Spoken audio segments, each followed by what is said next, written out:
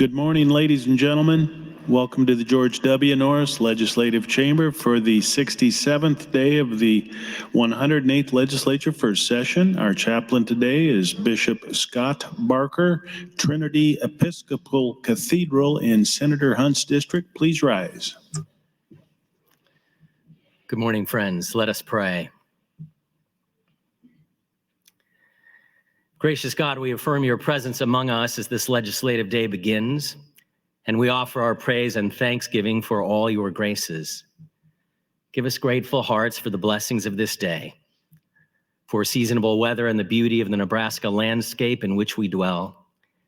May we be faithful stewards of the earth whose care you've entrusted to us. For the journey of life that's brought us to this moment, including our family, friends, and all those who've shaped us most profoundly along the way. We pray you'll continue to expand our notion of neighbor and give us hearts to serve and care, especially for those who are hurting, disenfranchised, powerless, or outcast. We pray for all the senators present this day and for those with whom they share the privilege of public service, for our President Joe, for our Governor Jim, for all the mayors of the towns from which we hail, for all those who serve in the judiciary across this state and nation. Grant that the women and men assembled here might meet the work of this day with grace. Help them to be their best selves. Help them to honor your image in their colleagues. Help them to be thoughtful and honest and kind. By the power of your Spirit, give them clarity of mind and conviction of heart to seek after what is right. Help them to know when to compromise and when to fight on. And remembering the account which they must one day give to you, may you so guide them on this and every day that they may know your blessing and your peace at the end. We pray all these things in the name of our loving, liberating, and life-giving God. In the name of Jesus, amen. I recognize Senator Lippincott for the Pledge of Allegiance. Please join me in the pledge to our flag and our nation. I pledge allegiance to the flag of the United States of America and to the republic for which it stands, one nation, under God, indivisible, with liberty and justice for all.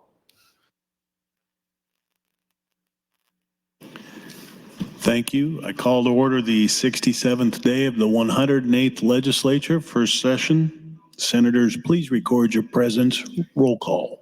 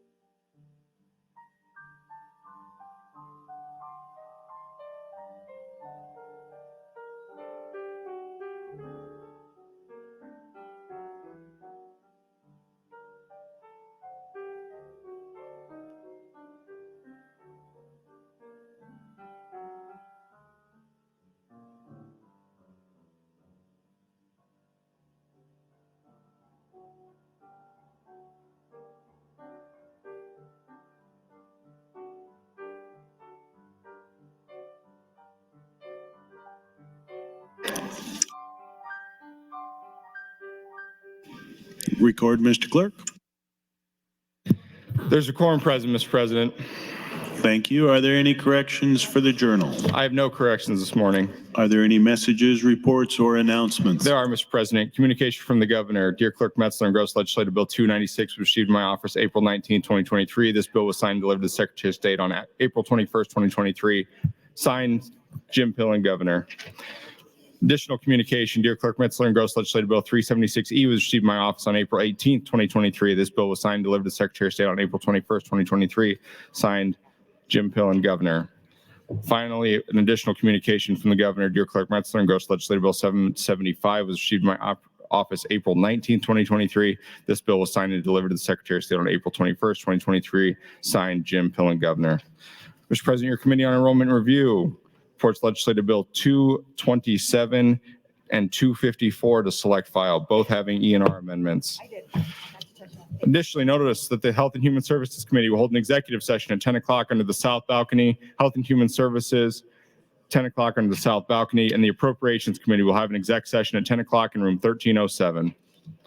That's all I have this time, Mr. President. Thank you, Mr. Clerk. Senator Albright would like to announce the physician of the day, Dr. Dave Holting from Pender, Nebraska. Please stand and be recognized by your Nebraska Legislature.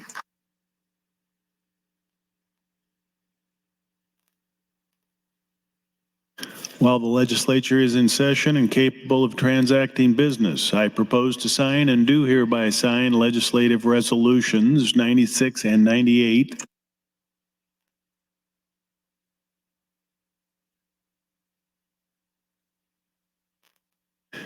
Members need to be in their seat for final reading.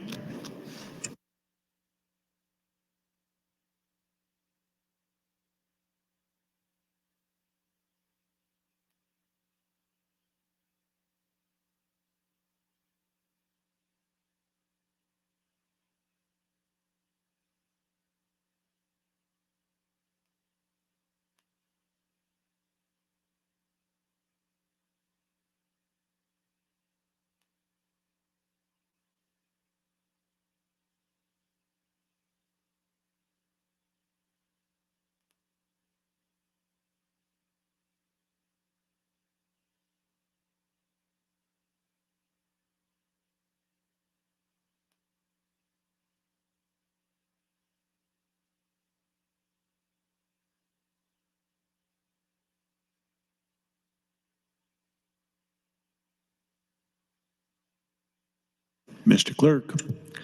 Mr. President, Legislative Bill 103E. First of all, Senator Hunt would move to recommit the bill to committee. Senator Hunt, you're recognized to open on your motion. Thank you, Mr. President. I'll withdraw this motion and any other motions I have on this bill. Thank you. It is withdrawn. Mr. Clerk.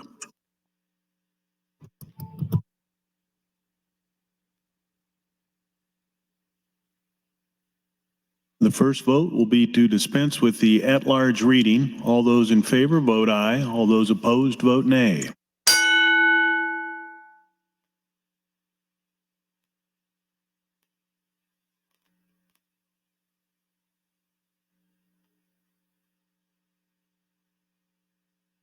Record, Mr. Clerk. 32 ayes, 6 nays, dispense with the at-large reading. The at-large reading is dispensed with. Mr. Clerk, please read the title.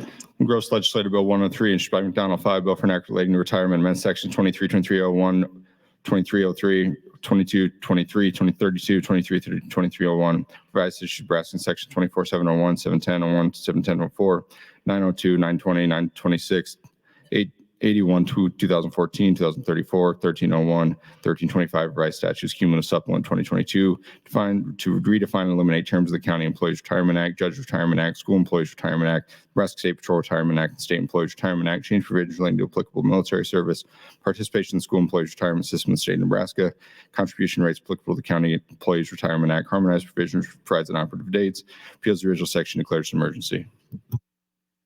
Thank you, Mr. Clerk. All provisions of law relative to procedure having been complied with, the question is, shall Legislative Bill 103E pass with the emergency clause attached? All those in favor vote aye. All those opposed vote nay.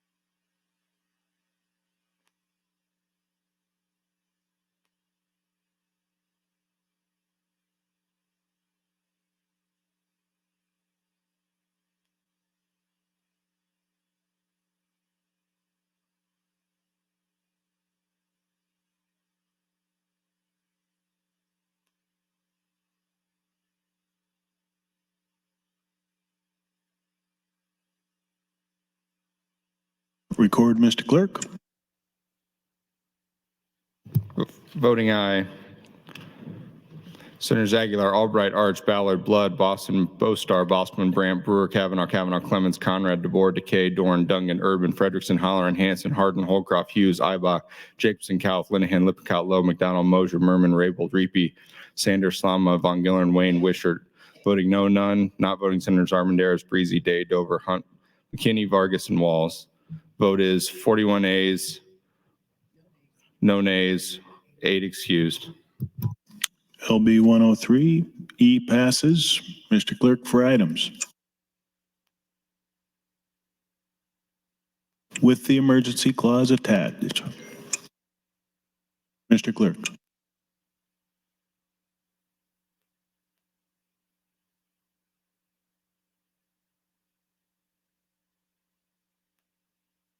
While the legislature is in session and capable of transacting business, I propose to sign and do hereby sign LB 103 with the emergency clause. Mr. Clerk, for items. Mr. President. Mr. President, General File, Legislative Bill 562, introduced by Senator Dorn. It's a bill for an act relating to ethanol, amends Section 662205, adopts the E15 Access Standard Act, changes provisions relating to grant programs, and repeals the original section. The bill was read for the first time on January 17th of this year and referred to the Agriculture Committee. That committee placed the bill on general file with committee amendments. There are motions pending as well as other motions and amendments to the bill, Mr. President.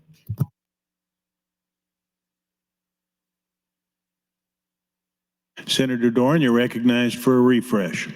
Well, thank you, and good morning, colleagues. Just wanted to update or refresh you a little bit on LB 582. It was the bill that we originally introduced, E15 Access Standard Act for ethanol. It did get a lot of discussion in the Ag Committee. We have had a lot of negotiations, and basically we have an amendment up, LB 1248 on this, what basically becomes the bill. And what it does is it allows currently our state blender rate is 9.6. It will incentivize with tax credits of 8, 9, 8, 7, and 5 cents the next 5 years to encourage retailers to be able to access more E15 at the pumps. And that we came about that through negotiations with a lot of people and a lot of hard work on this bill. And it now incentivizes them and gives us the option to hopefully get to a blender rate of 14% by the year January 1st, 2028.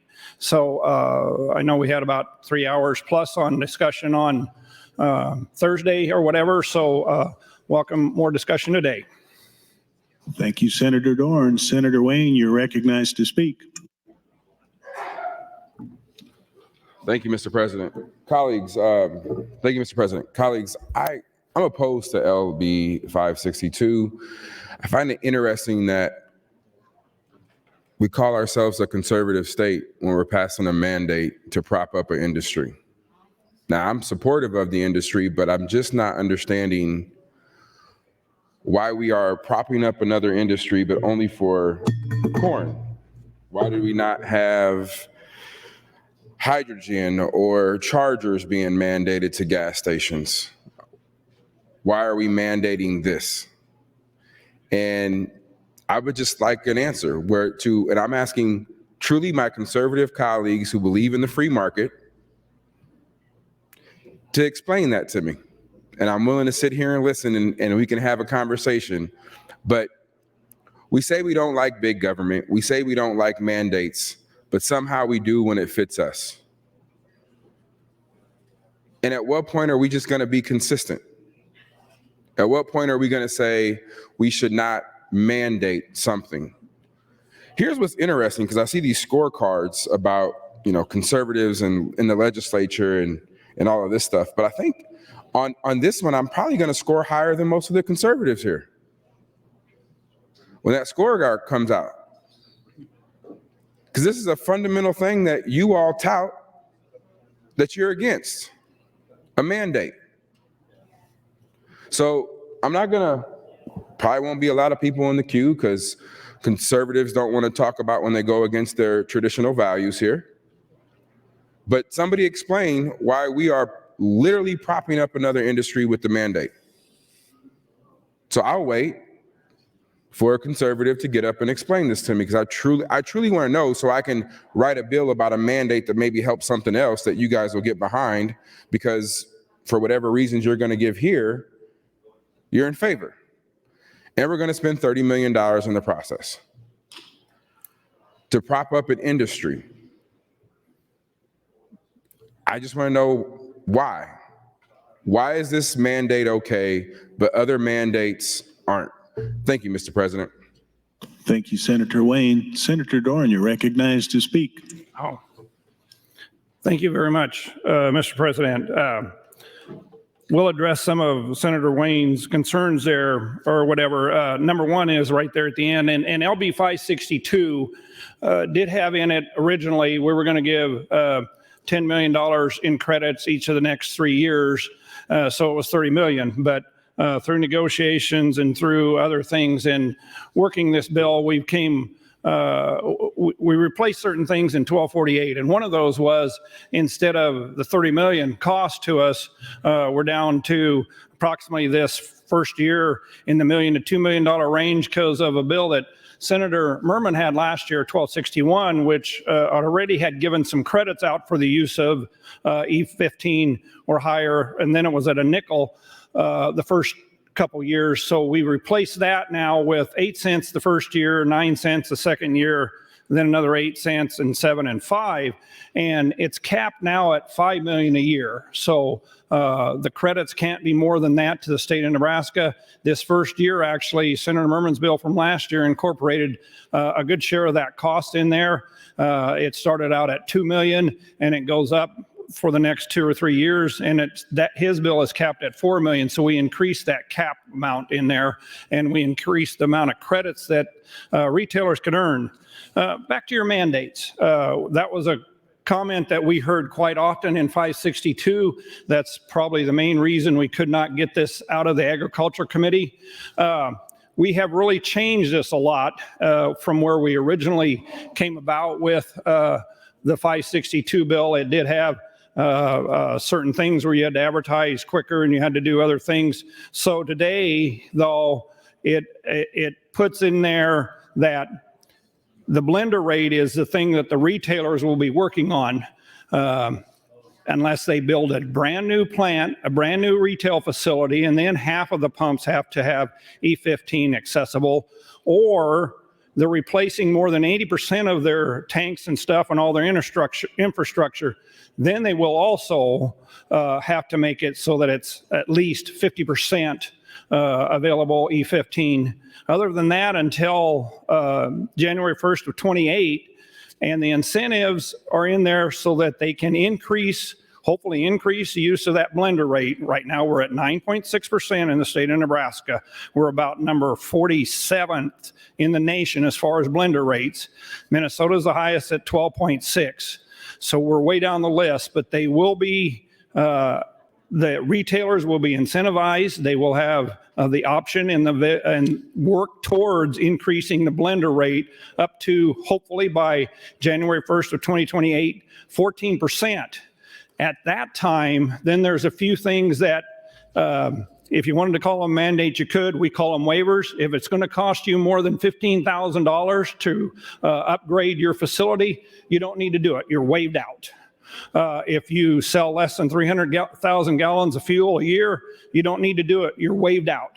So there are many things in there that since the start of this bill, since we started with 562, that have changed, and that basically are mandates, working with the retailers, working with the Agriculture Committee, and working with the ethanol people, that we have come to an agreement that this is something that's going to now be something that we're going to work forward on the bill, and that the retailers aren't for, some retailers are definitely for this.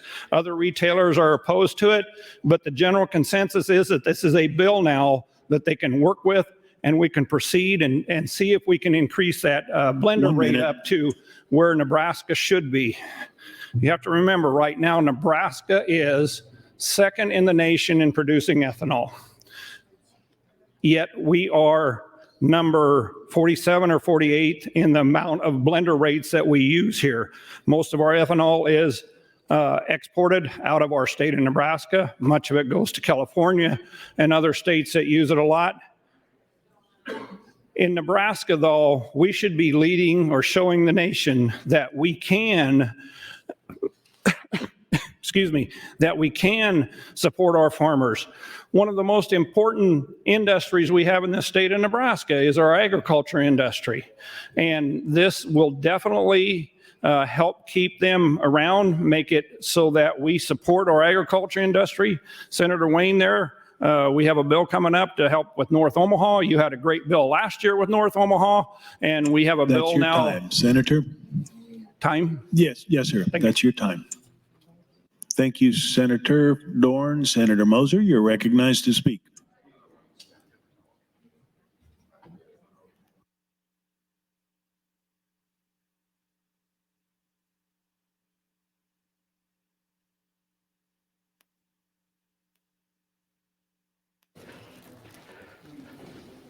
Thank you, Mr. President. Sorry for the delay. I thought somebody else was in the queue ahead of me. Well, in partial answer to Senator Wayne's question about how conservatives would support an increase in the alcohol content in gas, the increased alcohol content reduces the cost of gas. So for some, it would be less expensive. You do get a little bit less mileage as you increase the amount of ethanol. The price of ethanol is around $1 a gallon right now, maybe a little less. Price of a gallon of gasoline is $2.50, maybe a little more. So you can see that there's a large difference, and so that does change the cost of the gasoline. You know, I've been at the gas station where I saw people put in $5 worth of gas. $5 worth of gas doesn't get you too far, but for some people that is an issue. Also, when we burn oil, a lot of that oil comes from overseas, and if we can use a fuel that's sourced in the U.S., I think that's a better idea than trying to depend as much on oil. You know, for the foreseeable future, gas and oil are necessary to operate our economy, but increasing the amount of ethanol gives us a little bit of an improvement in dependence on oil, which could be domestic, it could be sourced overseas. Plus, Senator Dorn has put quite a few carve-outs in this bill for the really smaller retail outlets. They don't have to participate if they don't want. And if I was a gas retailer and some people sold E15 and I'm selling E10, my E10 is going to be more expensive than the E15. So when you drive by and you look at the lowest price up on the marquee, where are you going to go? You're going to go where the price is lower.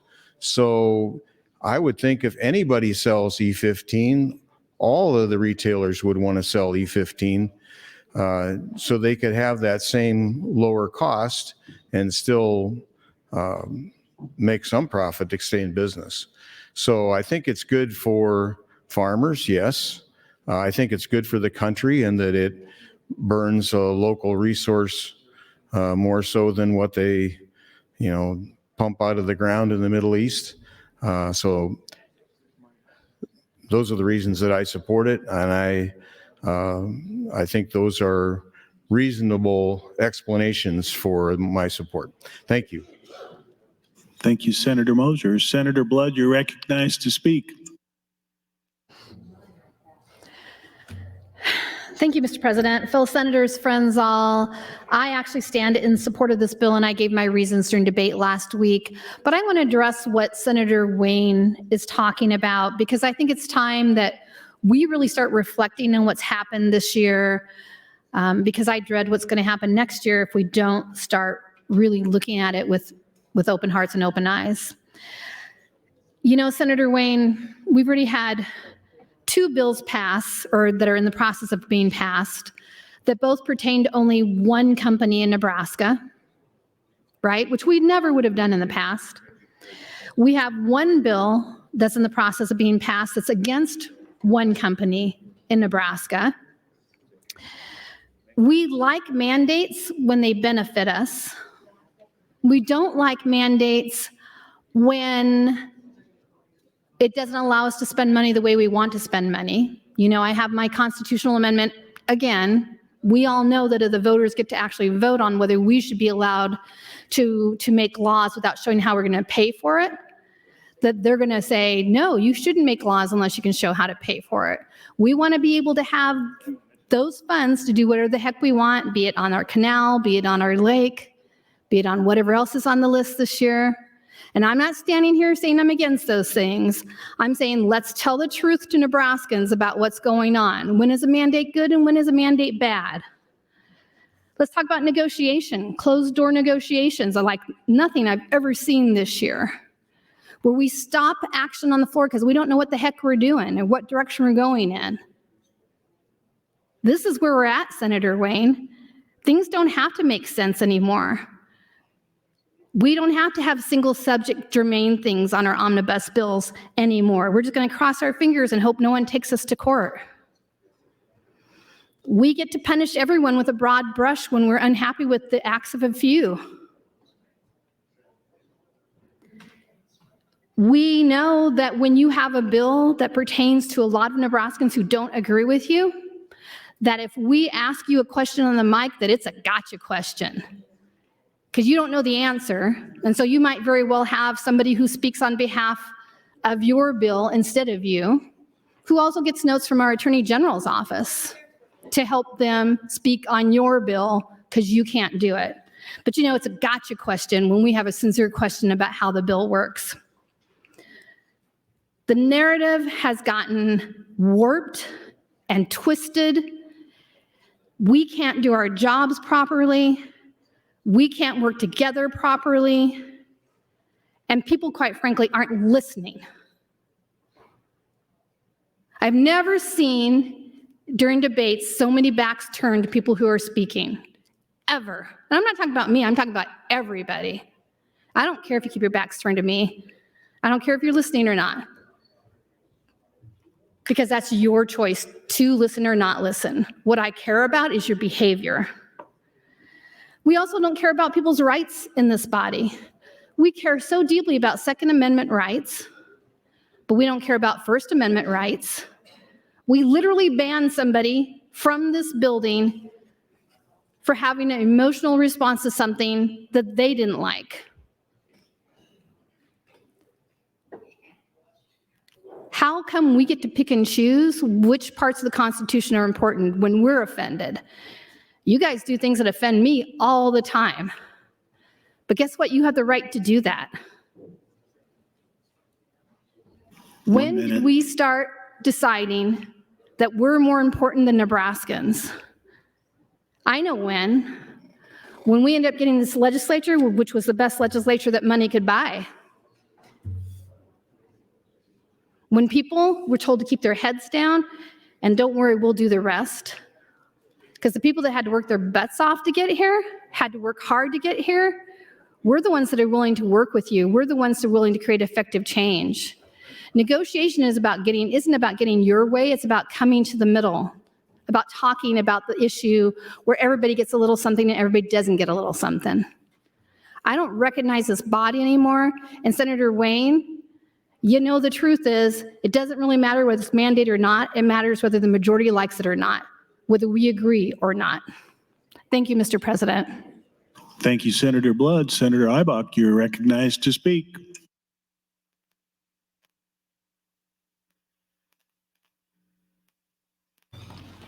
Thank you, Mr. President. I just was reading through some literature on my desk, and I noticed that we're coming up on May, and May happens to be Renewable Fuels Month. And we celebrate that in Nebraska because we believe that it's a good and viable product. To Senator Wayne's question, why do we need this? Number one is jobs, and that's the ethanol industry is so supportive of jobs, which lead to economic security in our state. It all's relative and leads back to agriculture, which is our number one industry. It also provides clean energy, which anytime that we can agree with the EPA, I think it's a good day. And ethanol provides us a very clean product. As I said, it supports our agriculture business and our agriculture industry. And, personally, it supports my cattle operation from the byproducts that it provides. We feed our cattle distillers grains every day. And from the economic impact to our constituents and our citizens of our state, it does provide a cheaper product at the pump. And for those, we've been touting this whole session about how can we be better for the people of our state? What this does is it provides a support to our citizens with savings at the fuel pump, and we all know that we need gas to lead our everyday lives. So with that, I would just say again, I'm excited for Renewable Fuels Month next month, and I hope that you will support this bill. Thank you. Thank you, Senator Ibach. Senator Wayne, you're recognized to speak. Will Senator Moser yield to a question? Senator Moser, will you yield to a question? Don't see him. Senator Ibach, will you yield to a question? Senator Ibach, will you yield to a question?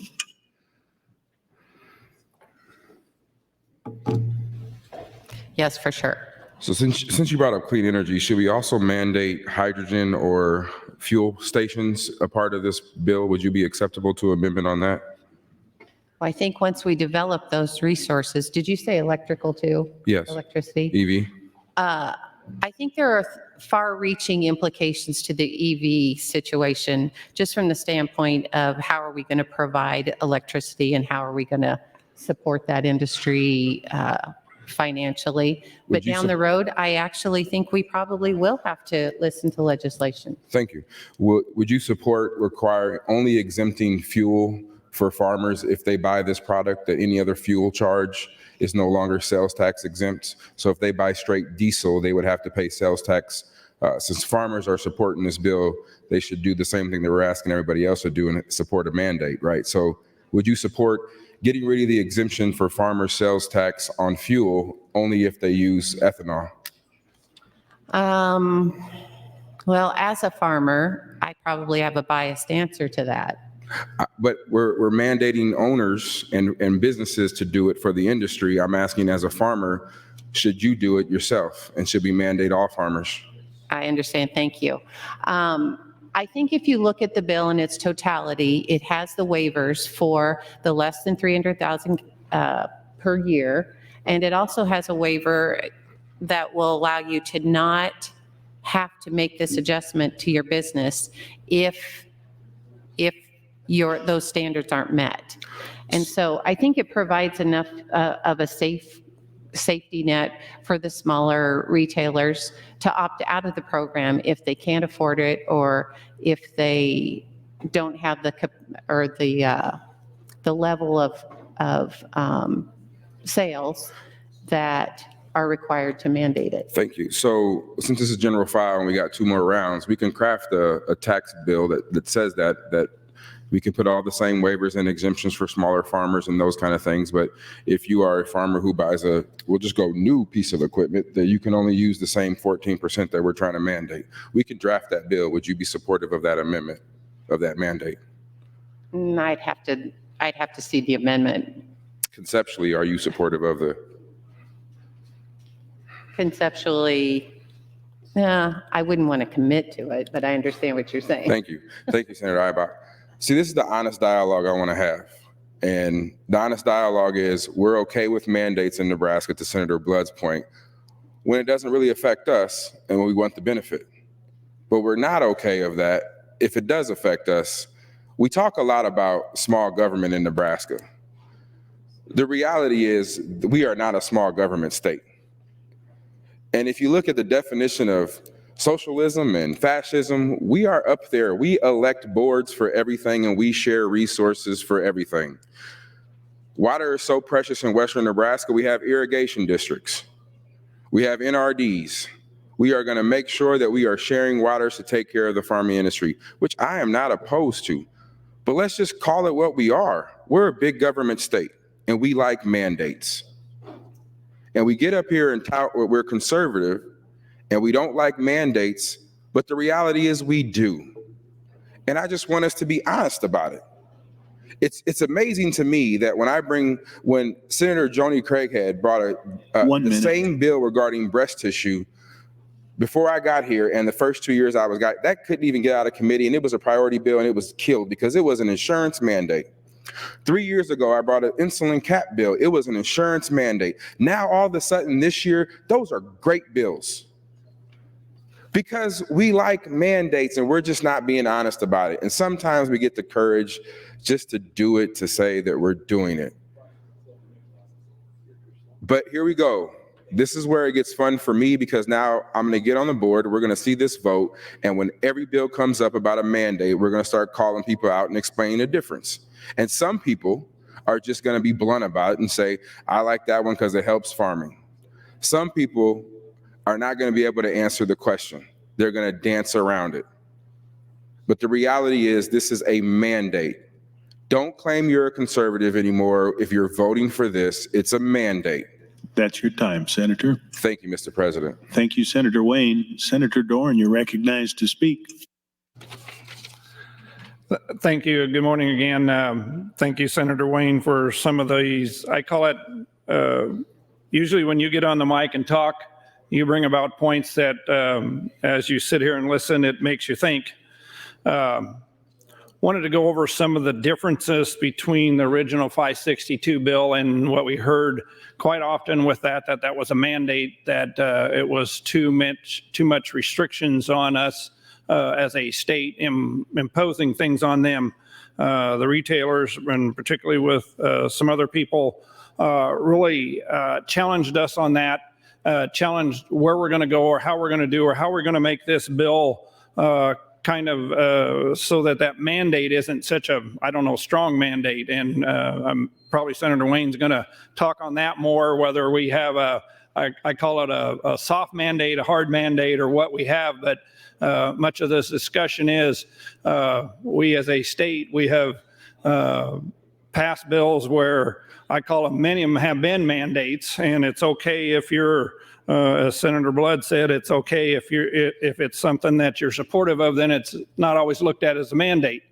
But in the discussion of this bill, and I talked about it on Thursday, I think this is one of the bills this year, at least from my perspective, that has been really vented and really had numerous people working on it, and a lot of discussion on how do we make a bill that doesn't what you call impose mandates, that is able to work with both sides, retailers, with the ethanol people, so that as a state, we can now increase our use of ethanol or have it available. I shouldn't say increase it, but the bill is called the Access to E15, and how we help out there in the retailers, how we help the ethanol people, how we help them so that we can, in the state of Nebraska, increase the use of ethanol in the state, and hopefully towards an E15 rate. Did talk a little bit about last week, Senator Deb Fischer, our U.S. Senator, has the bill in front of Congress to allow E15 year-round, and how that has been a positive effect, not only on us, but on the state, not only on the state, us, the state, but also on nationally, how it has made more people aware of it. E15 ethanol is a very, very good product. It's one that is clean for the environment, cleaner to burn. The gas mileage, as long as you don't go too high, is every bit as good as it is with a lesser rate. So wanted to talk, though, what Senator Wayne talked about mandates, and some of the exemption waivers now, what we have in this bill, are in 1248. The amendment is that We did originally have $100,000. If it cost you more than $100,000 as a retailer, you had to make, or less than 100,000, you had to make those improvements after so many years, and that has now gone down to 15,000. So if it cost you $15,000 or more as a retailer to make those improvements, you now will be granted a waiver. Another one was the outdated infrastructure exemption. So if you're outdated too much, if you where tanks are outdated, constructed of certain material but by a specific date, then that retailer attests to an exemption, and he now is exempt. The other one that we had this originally in there, and we still have this in there, thank you, is a small volume exemption, and that is any retailer that sells less than 300,000 gallons of fuel a year now will be exempted out of this. So there are many more things in here, many more things that make this workable, not only for the retailers, but also for the industry, that they can now, they aren't just mandated to do it. We have exemptions in here. Many of the mandates that we include in some of these other bills, they don't have exemptions. They don't have things of how they can work. I think the most important part of this bill was when we went to, I call it a blender rate, increased the 9.6% blended rate, hopefully up to 14% in 5 years out there. Now it gives the retailers, it gives the ethanol people, they need to help work towards that too, so that we can get to that rate. Thank you much, Mr. President. Thank you, Senator Dorn. Senator Halloran, you're recognized to speak. Thank you, Mr. President. Good morning, colleagues. Well, I look forward to, at some point in time here, being able to express what the committee amendment is to this bill, which will answer a lot of the questions we're trying to address at this point in time. Unfortunately, a lot of procedural motions have been put in front of it intentionally. And so at some point in time, I'll be able to explain the committee amendment to everyone. So Senator Wayne, is this a mandate? Yes, it is. Okay, and I'm in favor of it. I'm a conservative, typically not in favor of mandates. If this were Texas or Oklahoma or North Dakota, big oil states, and a bill was in front of those legislatures encouraging those industries and helping those industries, guess how they would vote? Guess how much debate there'd be on it? Not much debate, and they would universally support an industry that's predominant in their states. That's just the reality we're dealing with here. Agriculture is the largest industry. Does this help agriculture? Yes, it does. Does it give consumers more choice at the pump? Yes, it does. Does it give consumers more choice for lower price fuel? Yes, it does. Why doesn't the petroleum industry want to do this on their own? People ask. Can they do it on their own? Sure, they could. They've got no incentive to do this, add another 5% above 10% E10 to E15. They have no incentive to do this because it takes away 5% of their petroleum product. Simple as that. So congratulations, Texas, Oklahoma, North Dakota. Keep fighting this, and we'll be supporting your states. Bottom line here is that we have renewable fuel standards brought to us by the EPA. And like it or not, these renewable fuel standards do propose using renewable fuels. And they have proposed a timeline of percentage of standards for renewable fuels. Primarily for us, it's corn. In 2023, 11.92%, 2024, 12.55%, in 2025 of 13%. All this bill does is give, again, the consumers an opportunity for a higher grade of fuel, 15% versus 10. And when the dust all settles, and I said this in the earlier debate last week, when the dust all settles and all the gnashing of teeth is done,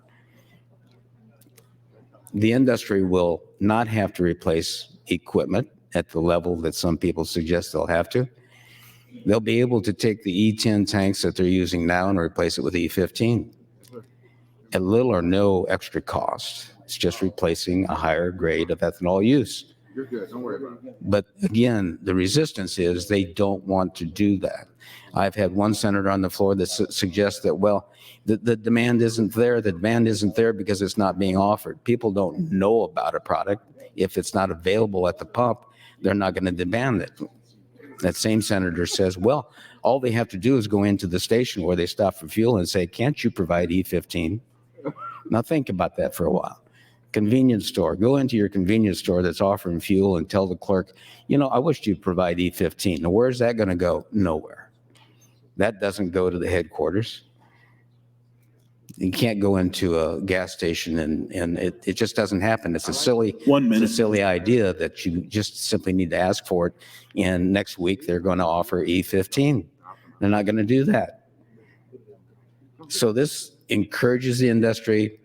If they're not going to, the only time they'll have to provide E15 at the pump initially is if they build a new facility or renovate 80% of the facility. 50% of the pumps will have to have E15 as an option to choose. So I encourage a green vote on LB 562, and eventually, hopefully, I'll be able to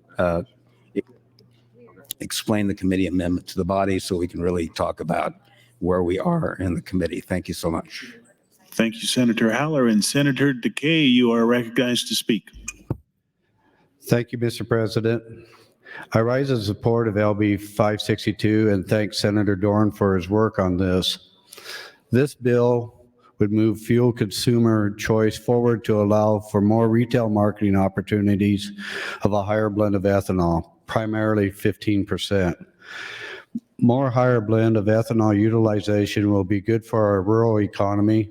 When I look at my area, we have ethanol plants in Plainview, Atkinson, Jackson, Norfolk, and Albion. Per the Nebraska Ethanol Board, these ethanol plants represent a $4.5 billion economic impact in the state and provides direct full-time employment for more than 1,400 Nebraskans. Nebraska is the second leading producer of ethanol, but it has always lagged behind our neighboring states for relative to utilization. One thing to recognize is that the fuel market is not necessarily a true free market. Hundreds of laws and regulations strictly govern fuels, and incumbent providers can effectively lock out lower cost alternatives like E15. Given our state's geographic position, abundant ethanol supply, and reliable competitive rail transportation, Nebraska has a strategic advantage in serving ethanol markets in the western United States. We need to be competitive when it comes to ethanol. We just need to look at Iowa across the river, which is #1 in ethanol production. In 2020, every dollar in agricultural exports generated $1.3 in economic activities such as transportation, financing, warehousing, and production. Nebraska's $7.1 billion in agricultural exports in 2020 translates into $7.4 billion in additional economic activity. I think this bill has immense potential to help lower fuel costs and grow our economy. I would yield the remainder of my time to Senator Dorn. Thank you. Thank you, Senator. Senator Dorn, that's 2 minutes, 45 seconds. Thank you very much, Senator Decay. Part of what Senator Wayne and others have talked about this morning is a mandate, and do have some comments here from what this bill, when we looked at it and why it wasn't a mandate, and especially 1248, the amendment. And it says it does not require every pump at every station to sell E15. It does not regulate volume or percentage sales of E15, other than now the industry can work towards accessing or the availability of more of it to get a higher blender rate. It does not dictate the use of E15 in any vehicles. In other words, we're not going out there, this bill's not going out there and telling you you have to use E15. That's still an option for the consumer. It does not prohibit a retailer from selling any other fuels. They can still make that decision, a business decision, or whatever they need to do. So this bill does not dictate that. And it does not restrict E10 for other equipment or recreational vehicles. So much of the gas today sold in Nebraska to get the 9.6 or 7% blender rate is E10. I think somewhere north of 90% of the gas is E10 in Nebraska. I've seen some statistics on that. This bill here is attempting to, or trying to get it so that we as Nebraskans can also have a savings at the pump by using E15 and having it more available to the consumer. That if we went basically from an E10, a 10% blender rate to a 14% blender rate, there's data out there, statistics out there with the credits we have in here, with the cost savings you have now from more ethanol in there, making that gas cheaper, that somewhere in the neighborhood of $50 million for the consumers of the state of Nebraska is a realization that they would have. So this has way more benefits to it than just let's do it. This is something that we want to encourage people to use. This bill has made the use of that very much aware. We're getting a lot of emails and a lot of information, as I'm sure other senators are too. Thank you. Thank you, Senator Dorn. Senator Raybold, you're recognized to speak. Thank you, Mr. President. Good morning, colleagues. Good morning, fellow Nebraskans watching this on TV. I just wanted to have a few corrections for the record. And, you know, I'm on the fence about supporting this because Senator Wayne is correct. You know, we typically don't approve mandates on a lot of issues because we typically don't like mandates. And as a business owner, I'm no different than most other business people. We don't like to be mandated. We don't like to be told what to do.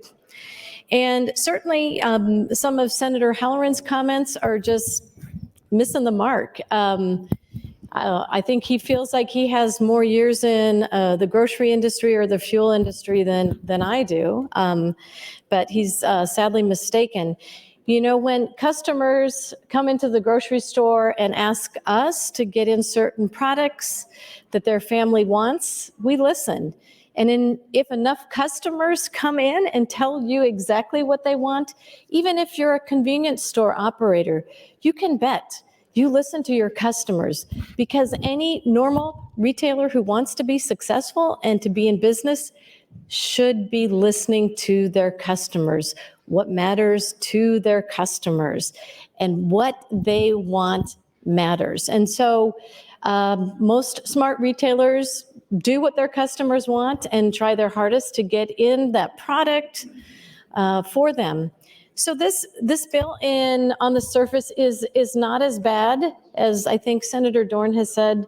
As far as a mandate go, it's not that onerous, but yet it still is a mandate. And I do want to thank Senator Dorn for his hard work. I want to thank my colleagues on the Ag Committee for really working hard and trying to find compromises that make this less cumbersome and paperwork filing by the retailer.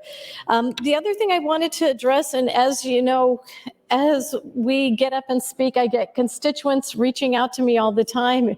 2 constituents reached out to me and said, you know, and they shared with me the warning on their gas cap. It says, you know, it has a big E15 to E85, and it has an arrow with a cross through it, like this is prohibited. It said it would violate his warranty. And he has a 2012 Toyota Prius, for the record. And so I know that there have been efforts on the manufacturer side to make improvements so that any type of ethanol blended fuel is not corrosive to the mechanical parts in your vehicle. I had another constituent email me about Subaru brand as well, and they're saying that their dealer doesn't recommend that you put in a certain type of ethanol blend in your Subaru.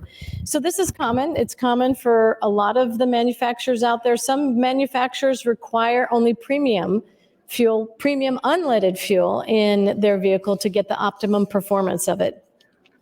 But it's important that our customers and our consumers have choices, and then we don't mandate a certain type of product on them. We know, and Senator Dorn is absolutely correct, the biggest seller by far is E10. And I think they've made great strides in the production of E10, the ethanol blend content to make it more acceptable for a great majority of the vehicles that are out there on the road today. But I think we have to always be mindful of making sure that we're doing the right thing. We know that in Iowa, E15 and other E30 blends are not taking off, like the consumers are not wildly embracing. 1 minute. Thank you, Mr. President. Wildly embracing this fuel, even though it's freely offered.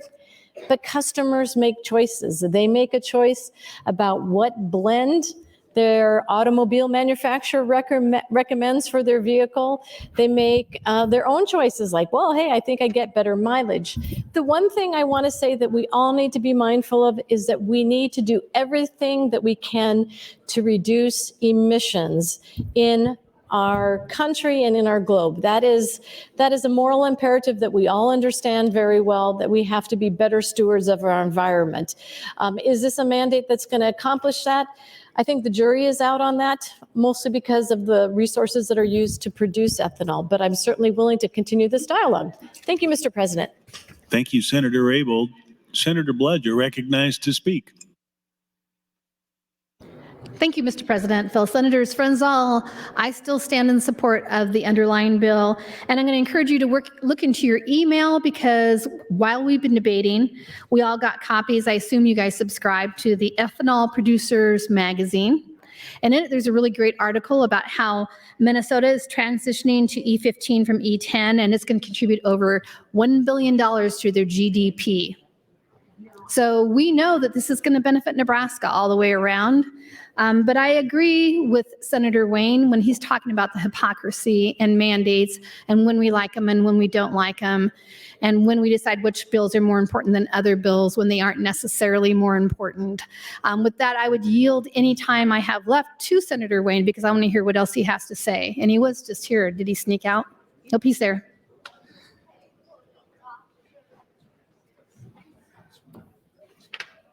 Senator Wayne, you have 4 minutes. Thank you.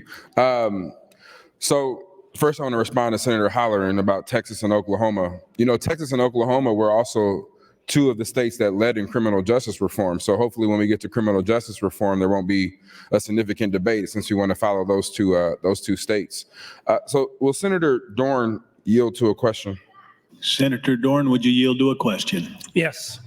Senator Dorn, are you familiar with the issues of ethanol and the Clean Air Act and the 10% limit that's put on it?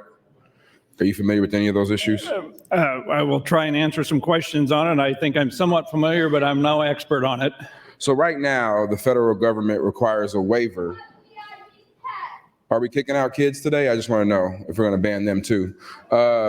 So the federal government requires a waiver that has to be in, so that basically the industry doesn't get fined fined. Are you familiar with the waiver process? I have to admit, no, I'm not. So right now, the current administration is a little slow on the waiver, but if anything, because ethanol and the way it burns differently than gas. So during the summer, we're actually supposed to not sell ethanol or reduce our ethanol sales federally, and we have to get a waiver. Most states get that waiver. So my question is, would you be interested in an amendment to peel off some of this sales tax from ethanol to set up a fund to make sure our industry isn't sued or has a claim against it because of the increase in ethanol, and if they're not granted a waiver?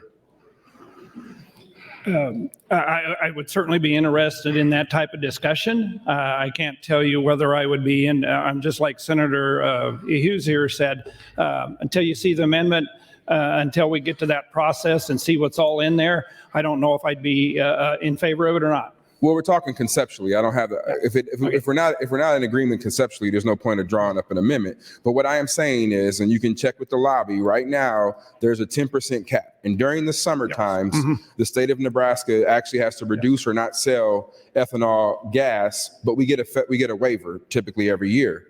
But if we increase this to 14%, we'll have to, one, get a better or bigger waiver. Yes. But if we don't, I want to make sure the industry, those who are selling our gas, are not going to be hit with a fine that we are mandating them to do. So conceptually, are you in favor of you're taking general funds and setting that aside, or taking sales tax and taking a little bit of that sales tax off and putting in a fund to make sure our industry has money if they get fined because the federal government doesn't give us a waiver? I would not be in favor of taking those out of general funds. I hope we don't ever get to that point. This is, and I've talked several times about 1 minute. Senator Fisher, our U.S. Senator Deb Fisher, and her and some other senators are leading the charge so that we can have or be allowed the access for E15 year-round, and that's one of the bills that they have right now in front of Congress. And I'm very much in favor of that bill. So, colleagues, what you're hearing here is that there's a bill in Congress that may resolve this issue, but if not, we could actually put this industry out of business. Rural Nebraska could actually lose some of their gasoline stations because of this mandate. There could be a violation of selling too much ethanol in the state of Nebraska, and the industry would be fined. Let's think about that for a minute. This mandate has bigger consequences. Thank you, Mr. President. I'll wait till the next time. Thank you, Senator Wayne. And Senator Vargas has guests in the north balcony, Episcopalians from churches across Nebraska. Please stand and be recognized by your Nebraska legislature.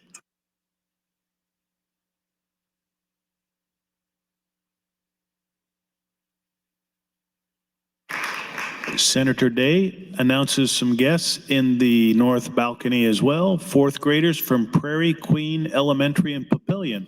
Please stand and be recognized by your Nebraska legislature.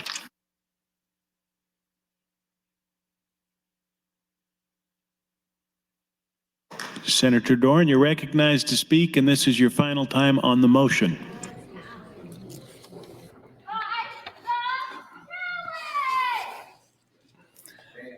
Thank you, Mr. President. Thank you very much.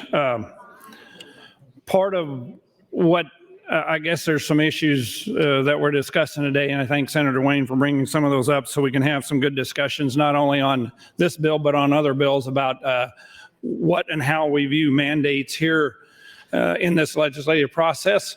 As we've gone through the 4 years I've been here and other times before that, generally speaking, a mandate is something that I think Senator Blood's said this quite often. It's something that the state of Nebraska imposes that they don't give any funding with it, or they don't give anything to help with the fact that we're now obligating somebody to do something, or some lower government entity or some industry, and that we're obligating them to do something, and then how do we help them or don't we help them? Or I call it, we're that discussion of how we support that industry. Sometimes a mandate also is out there, and we as the state of Nebraska support that very, very much.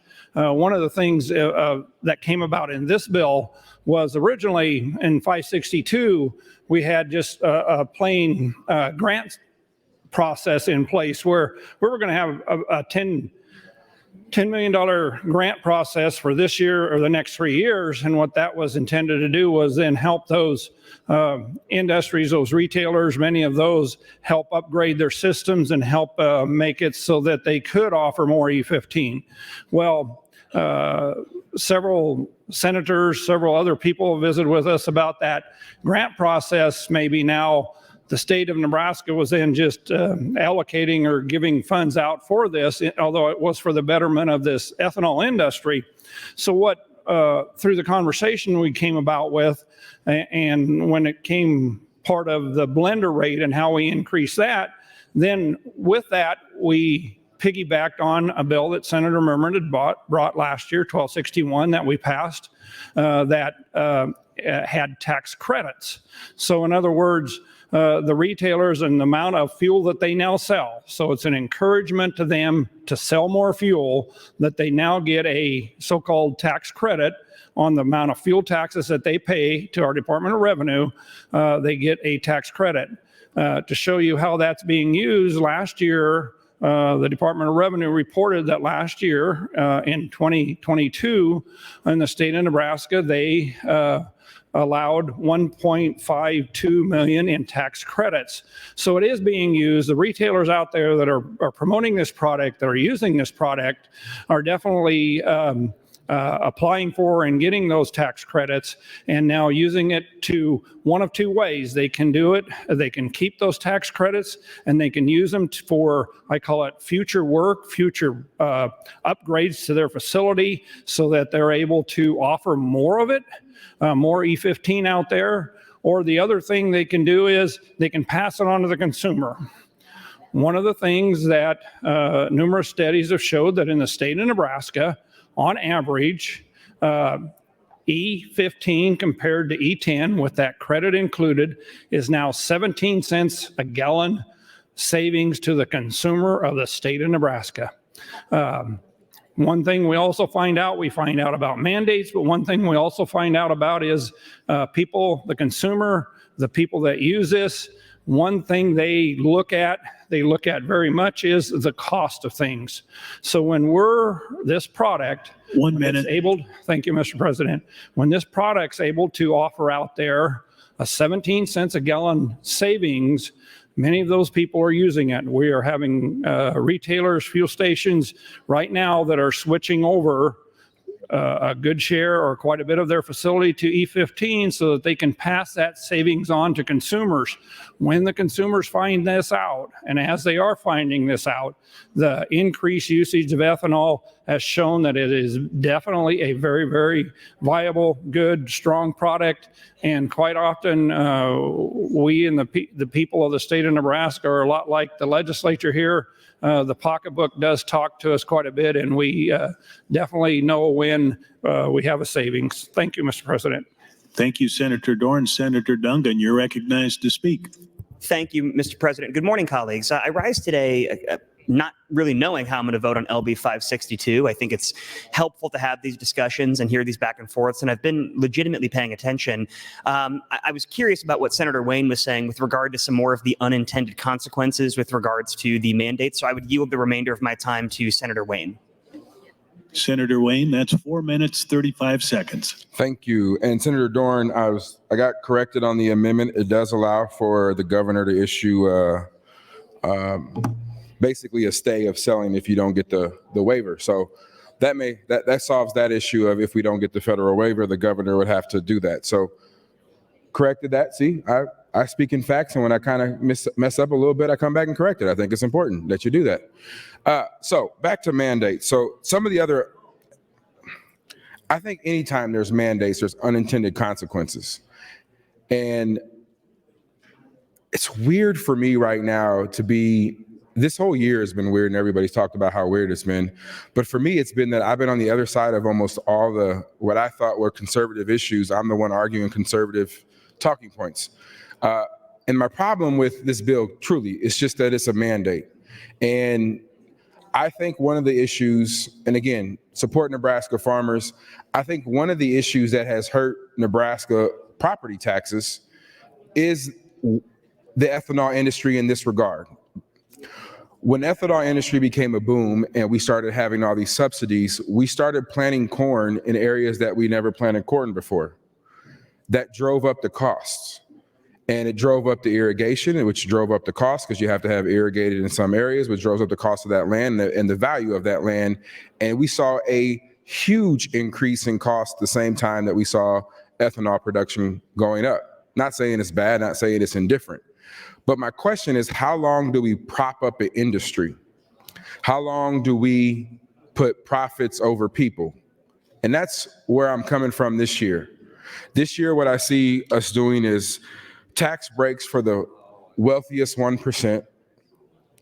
I see more and more investment, lifelong investments in programs that are taking away, I think, more and more dollars and even quite out subsidizing corporations. I'm not a huge incentive person, never been a huge incentive person, but if we're going to use incentives, we should use it in a targeted approach, but it can't be an industry that we continue to prop up. And that's what we're doing here again today. And this is not, what's weird is it's not just me saying that. It's most of the national conservative talking points about propping up industry like we're doing here. Not just propping it up with incentives, but we're also mandating the consumer. And who the consumer is in this point is the retail or the gas station. They are the consumer of this product, and we are mandating that they increase their overall. That is just crazy to me. And at some point, we got to have a real conversation about that and about this. So maybe we won't. I think this is why I respect Senator Holleran, is that he'll just get up and say it's a mandate, and I like it. I know I don't generally like mandates. This is an exception. And I'm just saying, own it. But tell me how you got there, which Senator Holleran did. So that's how I'm gonna use those same strategies to get him to where I think he needs to go on some other bills, because now I know how he got there. I just want people to be consistent. So when I get on the mic for the last time, I'm going to talk to Senator Mosier about his time down here and consistency upon consistency, or being inconsistent is the best way to be consistent down here. Thank you, Mr. President. Thank you, Senator Wayne. Senator Conrad, you're recognized to speak.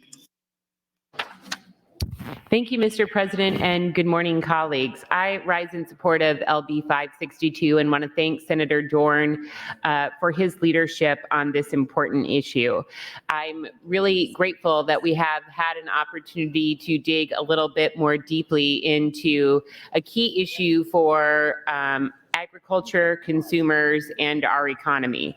I will be crystal clear. I am an enthusiastic student. I do not pretend to be an expert when it comes to ethanol policy, but this was an issue that I remember having an opportunity to learn more about, to dig into more deeply during my first term of service in the Nebraska Legislature. And even though I have deep roots in rural Nebraska, I have always represented a very progressive urban district in North Lincoln.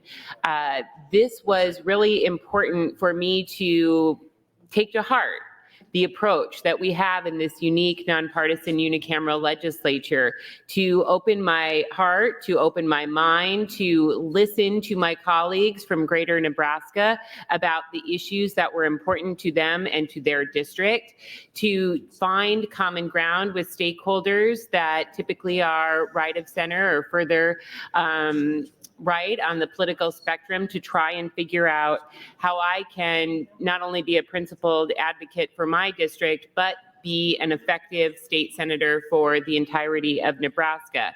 And so I was lucky to have mentorship and guidance from a lot of very thoughtful senators who I served with and admire, who helped me understand the evolution of the ethanol industry in Nebraska and what that means for a host of different key policy issues. And I'm grateful that they took time to share information, to talk about impacts to their district and to the state, and to help me as an urban senator have a clearer and better understanding of how these issues intersect with our shared prosperity in a shared economy. So I understand that as a state, we have been very focused on ensuring that we have an ethanol industry that really rivals that of many of our sister states. So today, I think if the statistics bear out, we're about the second largest producing ethanol state in the country, perhaps just behind our sister state in Iowa. But we're still one of the lowest in terms of consumption of ethanol compared to our sister states. So I do think that the introducers have worked very hard to be responsive in making adjustments to this measure, but are taking the baton from former generations of policymakers and thought leaders in Nebraska to continue our evolution to ensure a strong ethanol industry in Nebraska.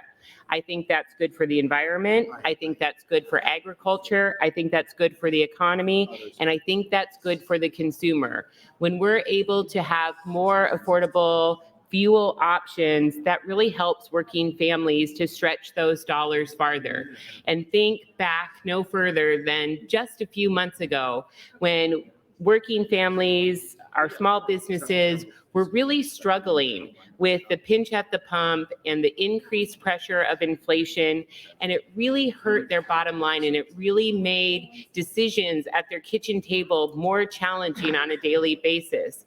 So we saw adjustments in federal policy to make ethanol more available during that time, and that was because 1 minute. of addressing, thank you, Mr. President, some of those consumer issues to ensure that we had thoughtful strategies and tools in place to address the pinch at the pump.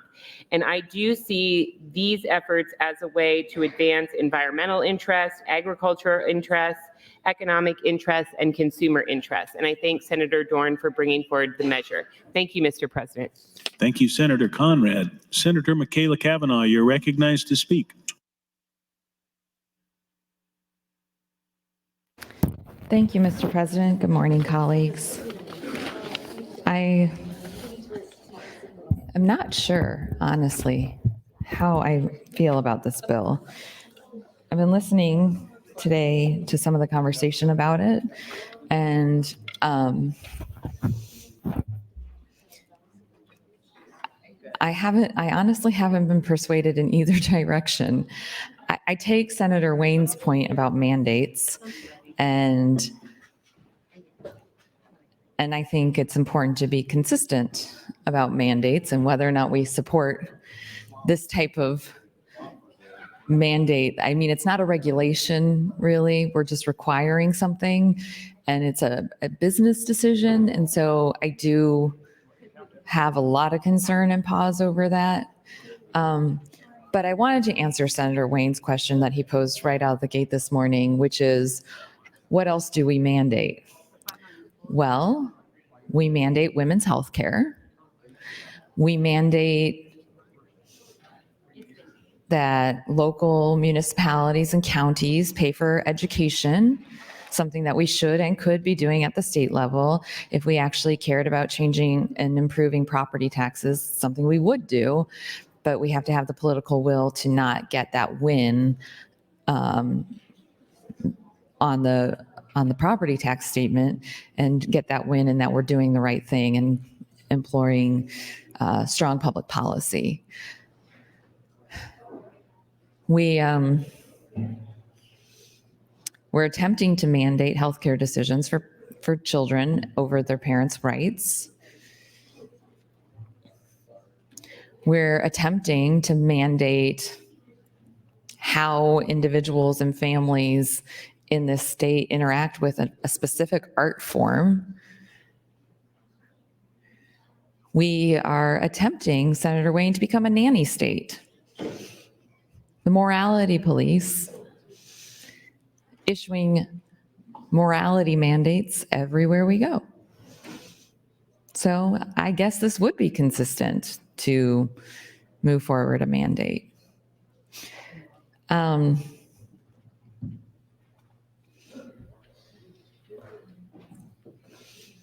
Yeah, so when we started this morning, we had 4.5 hours left, which means we have about 3.5 hours left on this bill. And it's interesting, this is like the first time that people have actually been talking on a bill. I found out last week that part of the reason that people haven't been talking, doing their jobs, one might say, debating the substance of the bills in front of them, is because they didn't want to be perceived as helping me. You're not helping me. I don't need your help. I can do this on my own. What you should be doing, however, is taking responsibility for yourselves in your jobs and stand up and debate the issues in front of you instead of just being a mechanical arm that punches a button. That's what you should be doing. You should be doing your jobs. You shouldn't be worried about if you're perceived to be helping me or not. And I also found out that people were receiving some retribution for being perceived as helping me, which just shows how juvenile this place can be. Mr. President, how much time do I have left? 1 minute, 5 seconds. Thank you, Mr. President. So I might vote for the bracket motion because I genuinely am not sure how I feel about LB 562. And listening to the debate, listening to the concerns that have been aired, I know I've listened to what Senator Raybould has said from the business side of things, and I think that that's valid. This is her industry. She understands it. I think she has some very valid concerns, and I am concerned about what we're doing and what we're pushing down to businesses, and I'm not entirely clear on why we're doing it. But there are still 3.5 hours left, and maybe I will be persuaded that this is actually what's best for Nebraska. Right now, I'm probably, if anybody's got a vote card going, I'm probably a lean no on 562. But I would say that I remain undecided, and I look forward to continuing to listen. I did get pulled away for a little bit. That's your time, Thank Senator. you. Thank you, Senator Kavanaugh. Senator Hughes, you're recognized to speak. Thank you, Mr. President. I rise to discuss LB 562. I am on the Ag Committee and was in attendance for the hearing on this bill. I very much disliked LB 562 as originally presented. Why? Because it was a total mandate. This bill as written would have required gas stations to put E15 at half of all their pumps by January 1st, 2024. And if it costs you over $100,000, then you got a waiver. But if it costs you $99,000, then you still have to do it. Last year, a bill was passed that gave a 5 cents tax credit per gallon for E15 sold for retailers for the next 2 years. My question was, why hasn't that been allowed to work before the so-called stick was brought in? I have said multiple times, I am for a carrot and not a stick. And for the record, I can personally benefit from this bill. Luby Farms, which is my family's business, sells our grain directly to Green Plains Ethanol. And so this would be a benefit to us. That doesn't mean that I will support it. So there were several of us on the Ag Committee that worked very hard to make this bill better. We held meetings with all parties involved to come to the table and discuss the issues. We had retailers and ethanol producers in a discussion. Ethanol kept repeating that we are the second highest, the state of Nebraska was the second highest producer of ethanol, yet we were in the bottom 10 states that sell it. Our state average of ethanol sold in a blend is 9.7%.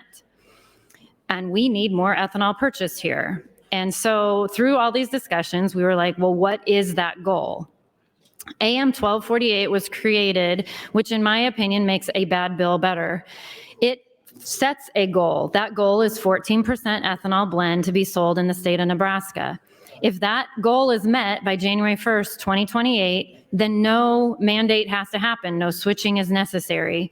We also do more with the carrot or the incentives. In 2023, we have a 5 cent tax credit per gallon sold for retailers. In 2024, it goes to 8 cents, 25, 9 cents, in 2026, 8 cents, and then back down to 7 cents in 27. So hopefully through that incentive, we can encourage retailers to make that switch. We also lowered the limit of what it costs to make the change to achieve a waiver, and we lowered it from $100,000 to $15,000. So if it would cost more than $15,000, you do not have to make that change. And if you sell less than 300,000 gallons a year of gas, you are also issued a waiver. So colleagues, we spent a lot of time on this bill and went round and round with the main players to make this bill better. I will only vote to advance LB 562 if it is amended with AM 1248. Thank you, Mr. President. Thank you, Senator Hughes. Senator Jacobson, you're recognized to speak. Thank you, Mr. President, and thank you, Senator Hughes, for really outlining the path that the Ag Committee went on pulling this together. And I concur with you. I think the amendments necessary on this bill to really take it where we need it to go to. We've talked a lot about mandates, so let's talk a little bit about mandates, okay? When you build a new building, and by the way, what we're talking about here in this bill is if you go in and build a brand new station, you're going to be required to upgrade your pumps and put in pumps that would have E15 capability. And the reason for that is you're going to be buying new dispensers and new tanks and everything's new to begin with. That's very consistent with what zoning regs are. Go to any town out there and look at the zoning requirement for a new building. You build a new C-store, I will guarantee you that your lights will have to be a certain type of light. Your light switches have to be automatic that will turn off and on automatically, that you're going to be required to have a certain level of insulation. You're going to have handicap accessibility. You're going to have to have a certain amount of green space. You're going to have a certain setback from the streets, and also your tank specifications. Why are tank specifications so important? Oh, that's right, because several years ago, the state of Nebraska put a ton of money into a fund called the LUST bill, which was leaky underground storage tanks. And if you go across the state of Nebraska, particularly in rural areas, but in the cities as well, you've got areas with significant contamination because the tanks rusted and the gasoline leaked into the aquifer in some cases, and in many cases into the soil around it. And so there's now mandates in terms of the tank specification.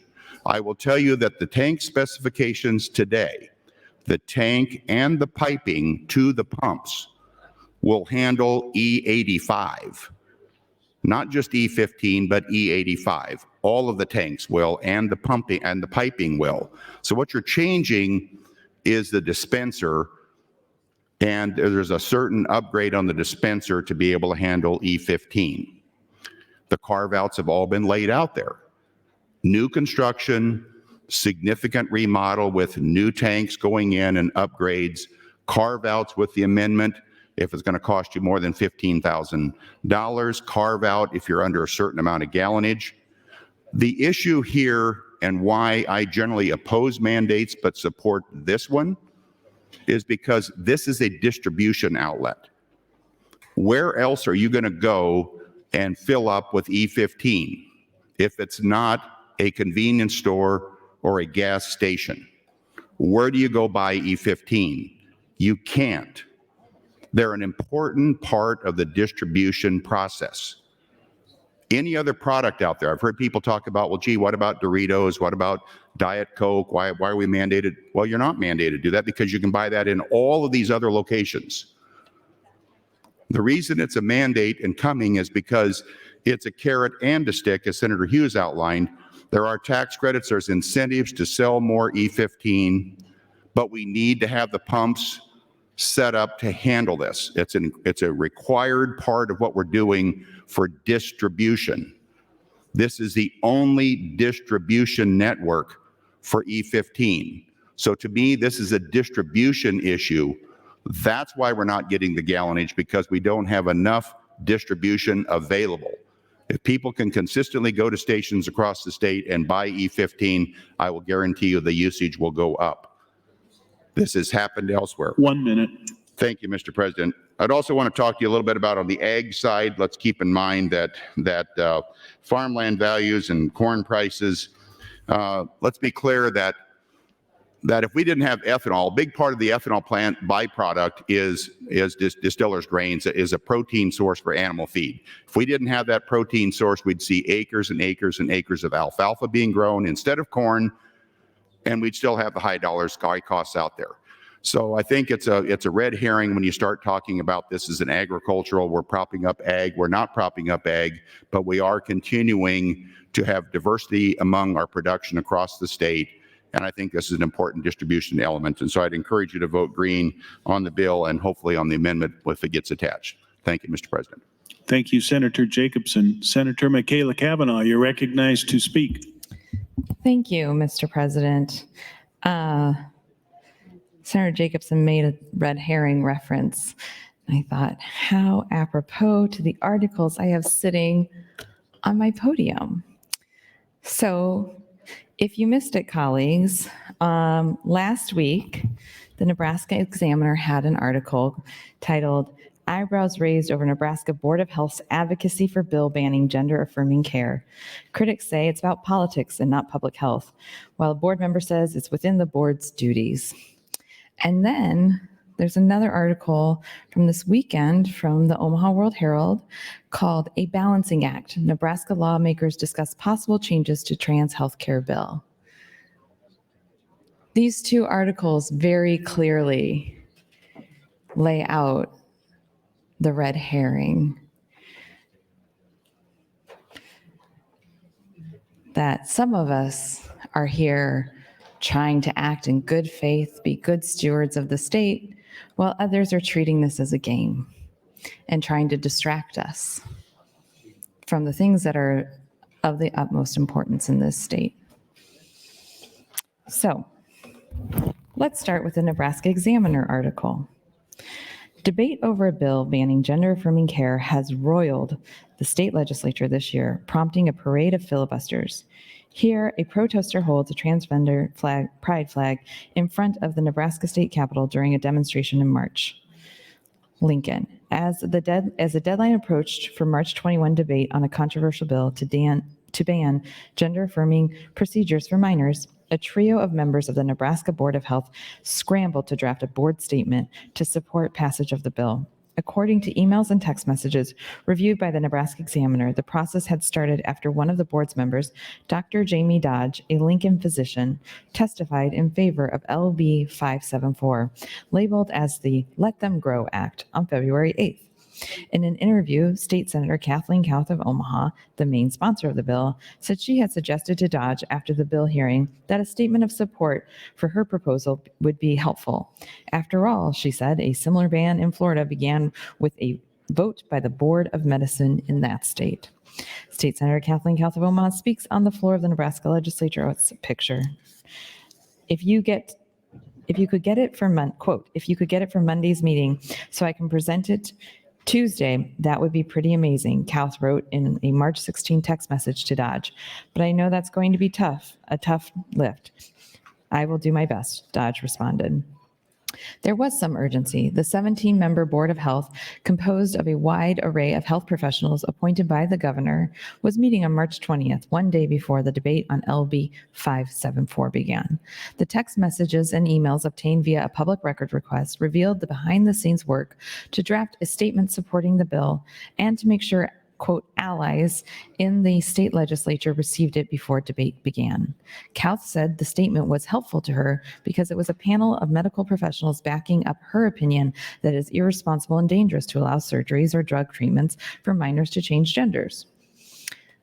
Critics of LB 574 viewed it differently, as something motivated by far-right politics, a departure from the Board of Health's main responsibilities, and another example of how politicians are overriding sound medical recommendations. Principled conservative wins on these big social issues are few and far between. This was a heavy lift, and I think a significant victory. Former State Senator John Keene, a veterinarian and member of the Board of Health. The health board's main role is to weigh in on scope of practice. 1 minute. Colleagues, remember that. Scope of practice, issues, the various health professions, and to advise the State Department of Health and Human Services on public health issues. State Senator Danielle Conrad of Lincoln. It was definitely a politically driven, well-orchestrated effort in collusion with the bill's sponsor to push a political position, said State Senator Danielle Conrad of Lincoln, an opponent of the bill who made the public records request for the communications among health board members. Conrad, as well as the ACLU of Nebraska and former state health director, also raised concerns that the board statements run counter to evidence from leading physician groups, including the American Medical Association and the American Academy of Pediatrics. I'm probably about out of time, so I will leave it. Almost gonna see there. That's your time. Thank you, Mr. President. Thank you, Senator Kavanaugh. Senator Day, you're recognized to speak. Senator Day, you're recognized to waves. Senator McKinney, you're recognized to speak. Thank you, Mr. Speaker. I rise and yield the balance of my time to Senator Michaela Kavanaugh. Senator Michaela Kavanaugh, you have 4 minutes, 48 seconds. Thank you, Mr. President. Thank you, Senator McKinney. I'll come back to it. I, at the wrong time, nope, wrong one. That's okay. That's all right. There's so many buttons. Okay, thank you, Senator McKinney, for the time. let's see here. Conrad, as well as the ACLU of Nebraska and a former state health director, also raised concerns that the board's statement runs counter to advice from leading physician groups, including the American Medical Association and American Academy of Pediatrics. Those organizations oppose bans on gender-affirming care for trans youth and advocate for leaving the difficult decisions to families and physicians out of their scope. Dr. Greg Wright, who served as state health director under 3 Nebraska governors, said it would be different if pediatricians and other physicians were saying such procedures were terrible and should never have been done, but that is not the case. The State Board of Health is a 17-member board appointed by the governor with the consent of the majority of the members of the legislature. Members include 2 individuals licensed to practice medicine and surgery, 2 nurses, 1 each dentist, optometrist, veterinarian, pharmacist, osteopath, osteopathic surgeon, podiatrist, chiropractor, physical therapist, professional engineer, hospital administrator, and credentialed mental health professionals. 2 lay persons interested in the health of the people of the state of Nebraska. The governor is an ex officio member of the board. Instead, the statement provided a political statement, according to Wright, who is a retired pediatrician, and not one based on the best recommended care involving a very complicated issue and a very high risk group of kids. Quote, "What they're saying is we don't want you following professional care," he said.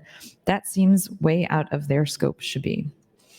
In a series of text messages, John Keene, a board member and political ally of former Governor Pete Ricketts, who appointed him to the Board of Health in 2020, defended the board's policy statement. Keene, a veterinarian, said, "The diverse body tracks pending legislation and regularly provides perspective on public health issues and takes positions on policy matters." A major responsibility of the Board of Health, Keene and others said, is to provide recommendations and propose, quote, "scope of practice changes between professional health professionals, such as what a nurse anesthetist can do compared to an anesthesiologist." Just going to pause there. I'll circle back on this later. Scope of practice. Scope of practice.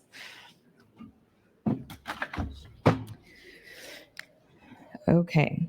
Dodge, who has an office in Lincoln, did not return phone calls or an email message seeking comment, but texts and emails reviewed by the examiner, which began on March 9th and extend to March 21, the first day of debate on LB 574, provide a clear picture of how a trio of health board members and eventually Senator Kauth were working to get a letter of support from the board. Dodge first provided a, quote, "very rough draft," end quote, of a policy statement on March 9th email.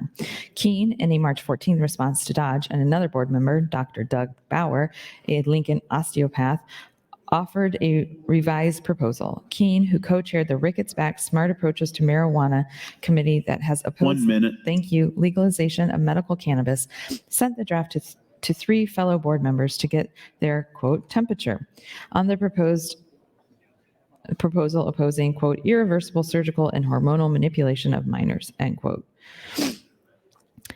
"We will get a lot of pushback from DHHS staff, so if we're going to do it, we need to be unified," Keene wrote in a March 16 text. Let me read that statement again. "We will get a lot of pushback from DHHS staff. So if we're going to do it, we need to be unified." The message also revealed efforts to make sure supporters of such statement would be present at the March 20 board meeting to vote. Other messages expressed a desire to make sure the statement got to Kauth prior to the debate and was seen by other legislatures. Quote, "We need to just proactively make sure our allies in the legislature receive a copy directly." That's your Kauth time, wrote. Senator. Thank you. Thank you, Senator Kavanaugh. Senator Hunt, you're recognized to speak. Thank you, Mr. President. As I said last week on this bill, we started discussing this bill, like all of the ones that have been coming up this session, where the bill comes up on general file for introduction for the first time we discuss it, and then there are a bunch of motions on it. And I think that people tune out a little bit because they go, okay, we got to get through the song and dance and the routine of the motions. We got to figure out if we're going to get to the amendment or not. And they kind of tune out and use that time to work on other things. And that's makes a lot of sense to me. But I was surprised when this bill came up that there weren't really a lot of people in the queue with thoughts on it, supporting or opposing it. There was some discussion on LB 562, but not as much as I expected. And as I said last week, I came by my opposition to LB 562 honestly. I mean, I support Senator Michaela Cavanaugh's convictions and her commitment to hold down the fort here in the legislature while people negotiate and work on solutions to move the session forward. We call it negotiation, as Senator Kauth called it in the newspaper this weekend. It's more of a listening session to her. So we'll see how serious she is about the promise she made to improve her bill before final reading. But I really do have earnest opposition to LB 562. Senator Hughes was speaking earlier and talked about how she believes the amendment on LB 562, quote, makes a bad bill better. And I think that that's something that's so abnormal about this session that perhaps because of the structure of the session, because of the way one freshman member's bill has taken over the entire agenda of what we're discussing from bill to bill, some of the statescraft and the norms and traditions certainly about how we draft and vote and work on amendments and improve bills has been a little bit lost on a lot of freshman members of this body. And senior members of this body are happy to let it go, are happy to set no example, to correct no misconceptions, to lead in no way at all. But the objective in the legislature isn't to make necessarily bad bills better. The objective isn't to pass every bill. The objective isn't to take every bill to a place where it's acceptable to everyone and we can get it passed. Some bills just shouldn't pass. This is something that Senator Ben Hansen ran on when he was running for election the first time and for his reelection, which is government should pass fewer bills. I know a lot of you really believe that. I do too. I know a lot of you, there's kind of a weird far right, far left handshake where there's a belief that the less the legislature does, the better. The less we can tax residents, the less we can harm residents, the less we can pass bills that interfere into their own personal decision-making. And I think that LB 562 is one of those bills that interferes in the choices of personal decision-making for businesses. And I earnestly believe that. I have concerns over any proposed government mandate that would tell a retailer what they have to carry in their store. And that's what we're doing with LB 562. Mandating that gas stations dispense ethanol E15 fuel at 50% of their pumps. 1 minute. Thank you, Mr. President. I think that the intentions behind this are well-meaning, but I also think that this will have negative consequences for our economy and our personal freedoms. And I also think that we can trust the market to provide E15 fuel or E20 or E30 or E5 billion or whatever the fuel is in coming years without government intervention. If people want this for their cars, it's going to turn up at the gas station. You guys can trust that. I'm also curious about if senators who can stand to financially benefit from this bill, such as Senator Hughes, have filed a conflict of interest statement. And before anything gets investigated further, that might be something you consider. Thank you, Mr. President. Thank you, Senator Hunt. Senator Michaela Cavanaugh, you're recognized to speak, and this is your last time on the motion. Thank you, Mr. President.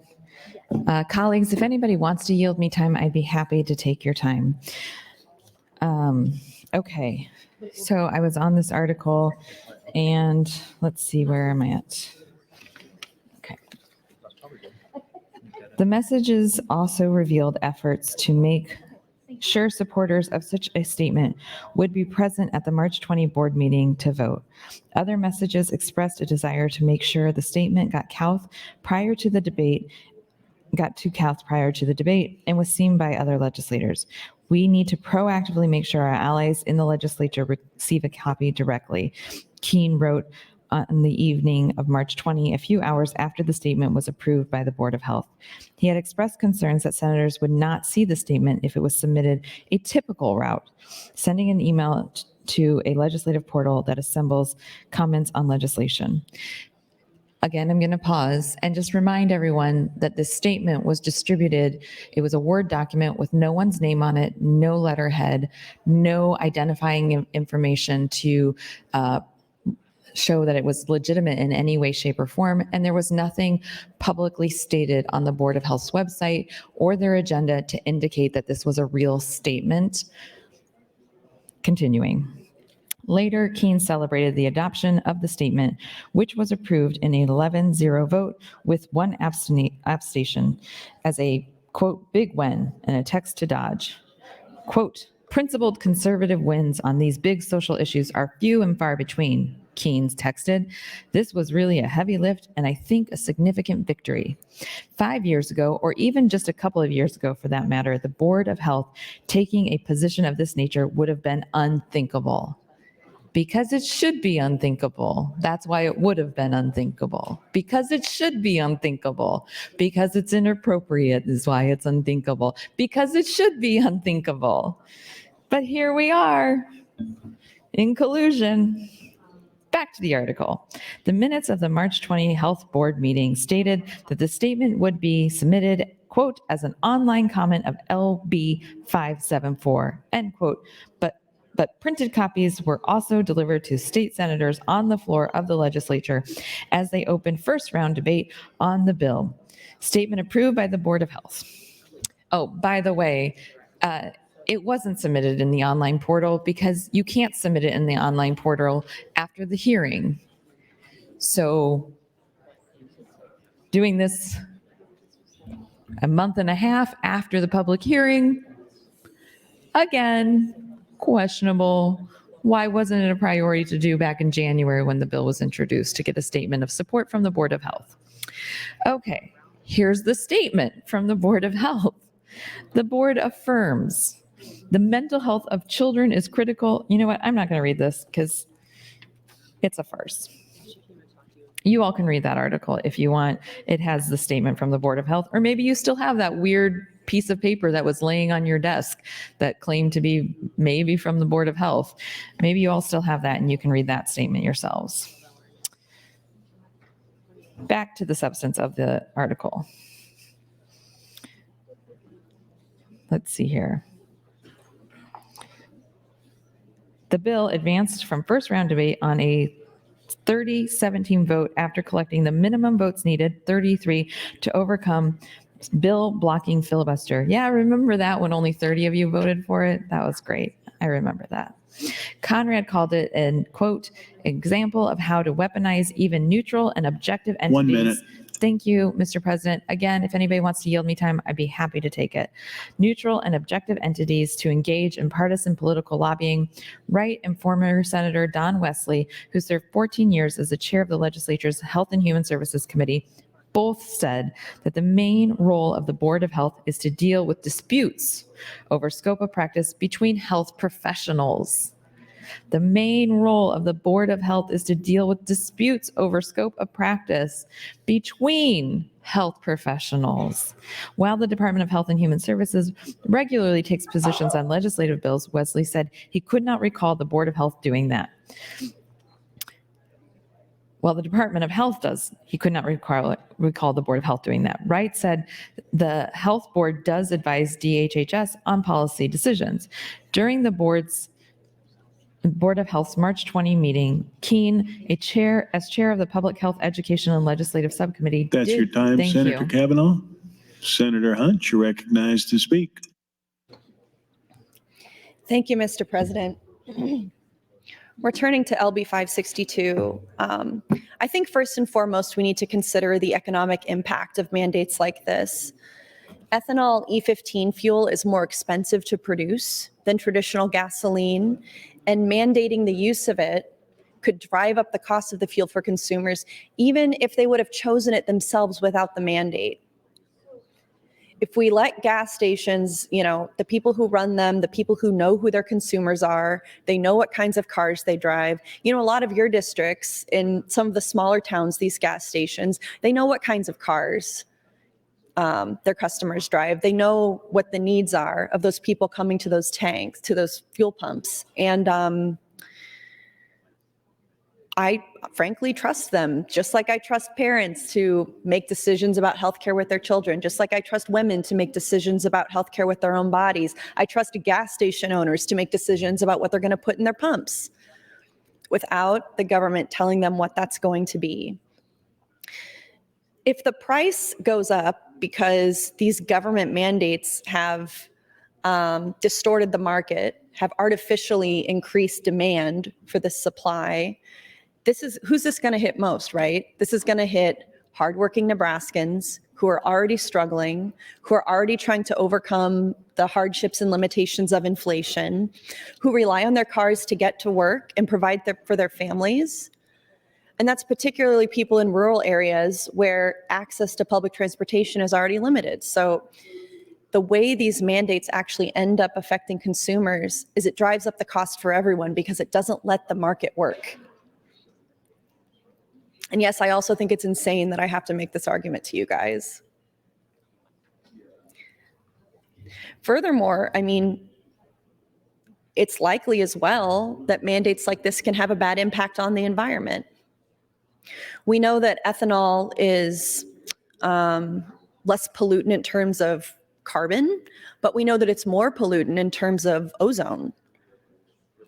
So the net savings that you have in terms of cost to the environment isn't actually really there. Ethanol E15 fuel is more expensive to produce than traditional gasoline. One of my constituents emailed me and said, I'm going to get this wrong. So I'll just put it this way. He sent me the information about how many gallons of water it takes to make 1 gallon of ethanol fuel. And it's a high cost. The ratio is crazy. I don't remember if it's 7 gallons or 9 gallons or something like that. The reality is that the production of ethanol consumes vast amounts of water and energy and produces large amounts of greenhouse gases. And this is in addition to the environmental impact of growing the corn that's used to produce ethanol, which is not the same as corn that you eat, as you obviously know. And as we've learned today that many of you are personally profiting off the ethanol industry in Nebraska, and I would like to know if you filed a conflict of interest statement regarding this bill on that. But growing corn for ethanol requires tons of fertilizer, tons of water, and that can contribute to soil erosion and other environmental problems. It can also taint that land if anyone ever wants to use it to grow something else. So we also have to consider the impact of these mandates on our personal freedoms. The whole thing of it for me is the government has no business dictating what type of fuel we can or cannot use in our cars. That's it. And mandating the use of E15 fuel. 1 minute. Thank you, Mr. President. For gas stations, telling these business owners and suppliers what it is that they have to sell in their business, it restricts freedom of choice. It limits people's ability to make their own decisions about the profitability of their business. And as Nebraskans, we believe in limited government and individual freedom, and mandating the use of ethanol E15 for gas stations is a clear example of government overreach that we can expect to have negative consequences for the economy, for the environment, and for the personal freedom that we all hold dear as Nebraskans. As Senator Hughes said, this is a bad bill. She believes the amendment will make it better. And we also know that she will personally profit from the passage of this bill. So I think all in all, it is just a bad bill and it needs a little bit more work and it's not ready for general file. Thank you, Mr. President. Thank you, Senator Hunt. Senator Reapy announces some guests in the north balcony, 4th graders from Rockwell Elementary in Omaha. Please stand and be recognized by your Nebraska Legislature.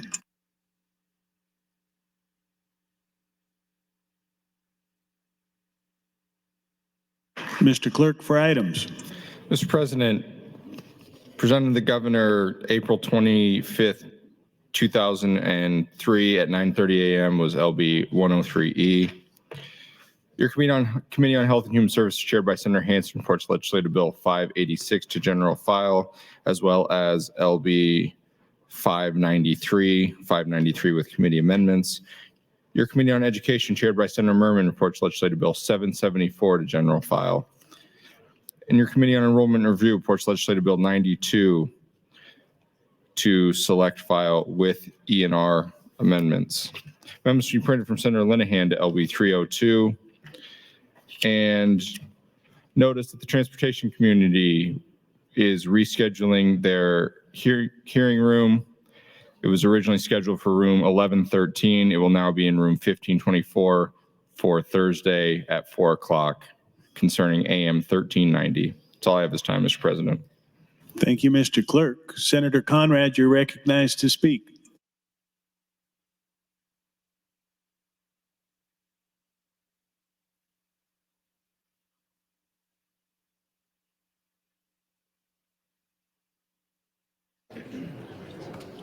Thank you, Mr. President. I'd yield my time to Senator Kavanaugh if she so desires. Senator Kavanaugh, you have 4 minutes, 40 seconds.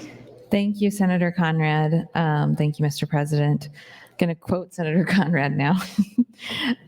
Okay, so attempts by the examiner Wednesday to confirm, during the Board of Health's March 20 meeting, Keene, as chair of the Public Health, Education, and Legislation Subcommittee, did report that a letter would be submitted in support of motorcycle helmets on a proposal to drop the state's requirement. Attempts by the examiner Wednesday to confirm such a letter were unsuccessful. That was on Wednesday, and I believe that the examiner is still trying to confirm on Tuesday that a letter was submitted in support of motorcycle helmets. The ACLU, of which Conrad is a former executive director, said its main concern was that lawmakers disregarded dozens of physicians who signed a letter opposing LB 574, as well as parents and trans youth themselves. Associations representing state physicians, psychologists, nurses, pediatricians, social workers, and OBGYNs testified against the bill.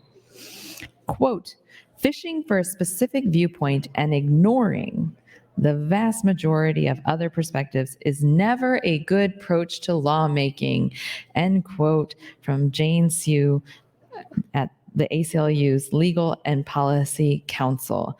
Interesting. Really? Ignoring expertise in a specific area when you're trying to regulate that specific area isn't good policy making?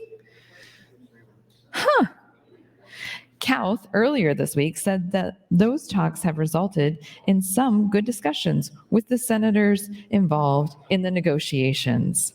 The senator, said she hopes that a proposal can be reached by next week.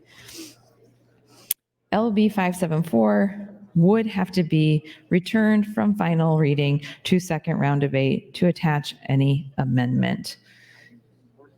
Yes. Well, a proposal, good discussions with senators in negotiations, and that a proposal will be reached next week, being this week. Well, why don't we just jump on over to the World Herald article, shall we? I think we shall. Balancing Act, Nebraska lawmakers discuss possible changes to trans healthcare bill. It's in its, the part of this got cut off by a picture. Apologies. The bill's introducer, Senator Kathleen Kauth, referred to the group as the, quote, A-team, tasked with discussing an amendment in hopes of repairing some of the fractures the bill has created within the legislature. The team is made up of Kauth, Speaker Arch of the legislature, and Senators John Kavanaugh, John Frederickson, Lynn Walls, Ben Hansen, Tom Breezy, and Teresa Eibach. So far, they have met 3 times last week and plan to meet at least once more this month. Both supporters and opponents said the meetings have produced the healthiest conversation surrounding LB 574 since the legislation was introduced in January. That is a very low bar, but congratulations. The discussions also played a role in lowering the temperature of last week's floor debate. even as a session-long filibuster in protest of the bill carries on. 1 minute. Thank you. Though not part of the official team, Omaha Senators Kayla Kavanaugh and Megan Hunt have adjusted their filibuster strategies over the last week to allow the meetings to progress. That is factual. They're still slowing down the floor debate, but they allowed friendly amendments to bills go through. Well, that's timed out. That's history. That's not happening anymore. Okay, and they shifted their talking points from LB 574 to other policy issues. Again, bye-bye. It's walking on eggshells for real, Hunt said, while several lawmakers on the floor have referred to the meetings as, quote, negotiations. This is my favorite part, everybody. This is legitimately my favorite part, which I'm probably out of time. So I'm going to save my favorite part for the next time I have time and just leave you all hanging there. Thank you, Senator Kavanaugh. Senator Raybold announces a guest under the north balcony, Henry Malky, a fourth grader, Rockwell Elementary in Omaha. Please be recognized by your Nebraska Legislature.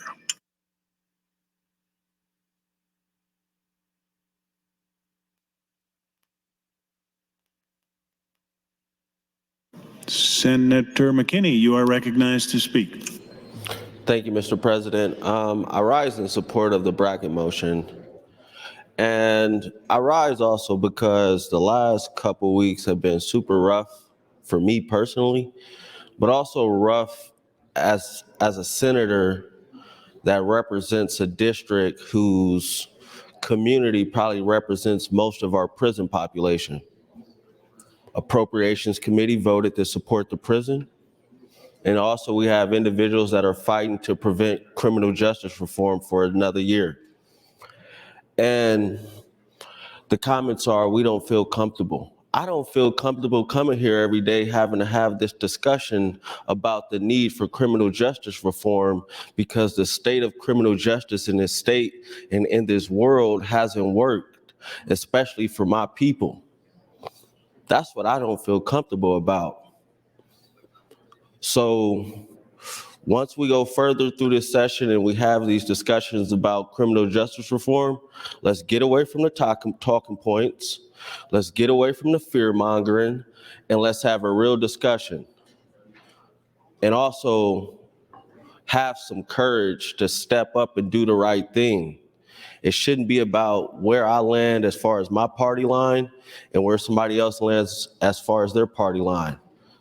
Let's use logic and common sense, not fear-mongering and political talking points when we talk about criminal justice reform. And just be careful with what you say on the mic, because I'm gonna hold you accountable to it. You call yourself a fiscal conservative? Prove to me how is it fiscally conservative to build a prison. Prove it to me. Also, if you talk about public safety, prove to me how is it in the best interest of public safety to be against policies that would not allow for our most serious individuals that are incarcerated to just jam out. Prove to me how's that in the best interest of public safety. Because I think a lot of people, and probably a bunch of people, they just get talking points and then just run with them and then don't really dive deep into what that talking point mean and the real gist of it. And that's the problem. We need to sit down and have real discussions. And I don't think we have. And then some people say, oh, we don't have time or time's running out. We've had the same policies on the table since last session. How much time do you need to read through legislation, figure out what you like and don't like, and come back with a real discussion? That's what we need to do. And if you're uncomfortable, if you're not comfortable being uncomfortable, I'm not sure why you're a senator, because everything in this place makes me uncomfortable, especially as a Black man. So when we have this discussion about criminal justice reform, be careful what you say, because I'm gonna hold you to it. And I'm gonna point out the errors in your discussion and prove how you're being a hypocrite.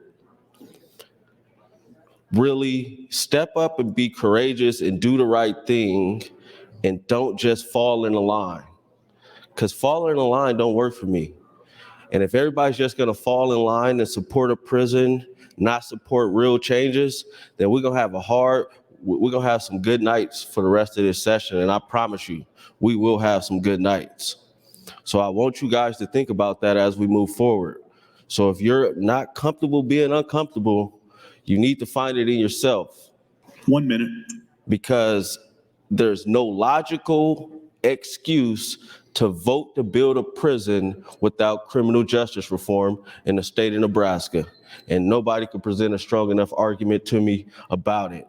And you can't just go with, I support the cops and the county attorneys, because they need to step up too. They recognize that there's problems in the criminal justice system, but they want to keep this perception of being tough on crime. And if tough on crime worked, our prisons wouldn't be filled and we wouldn't even be proposing a prison. So make it make sense to me, please. Thank you. Thank you, Senator McKinney. Senator Raybold, you're recognized to speak. Thank you, Mr. President. I would like to yield the rest of my time to Senator Michaela Cavanaugh. Senator Michaela Cavanaugh, you have 4 minutes, 50 seconds. Thank you, Mr. President. So I had read the Nebraska Examiner article about the negotiations, and now I'm reading the Omaha World Herald's article about, I don't think I can call them negotiations, but about LB 574. And I was about to read my last time on the mic. The part that really stood out to me is stellar in this entire article about LB 574, why we are all here still on LB 562 today. This is the quote that really, well, let me just read it. While several lawmakers on the floor have referred to the meetings as, quote, negotiations, Kauth said Friday that another team member considered it more as a listening exercise. We went into it with the expectation that it was a listening exercise, not a negotiation, Kauth said. They have been good discussions, and next week I'll make a decision about how to proceed. Whew. It's beautiful. It's beautiful. It's just beautiful how blatantly disrespectful it is to everyone who is participating in good faith negotiations, not listening exercises, but good faith negotiations on LB 574. It's beautiful how I have stood up here filibustering, but still willing to work with my colleagues for the negotiations to take place, for us to try and attempt to salvage some bit of business in this legislative session. It is beautiful, beautiful. But fortunately for me, I don't have to do any of that. I am not beholden to anyone or anything or any negotiations beyond doing what is best and right for the people of Nebraska, specifically the most vulnerable populations. The populations that Senator McKinney and Senator Wayne have been talking about, the populations that Senator Hunt and Senator Day have been talking about, those are the people that I owe something to. I owe something to the people who can't afford to eat. I owe something to the people who are incarcerated and not rehabilitated and not given opportunities. I owe something to the people that are about to be incarcerated because we have outdated sentencing. I owe something to their families. I owe something to the trans kids of this state. I owe something to LGBTQ plus kids of this state. And I owe something to all vulnerable populations, including those with intellectual and developmental disabilities. That's who I owe something to, not any of you.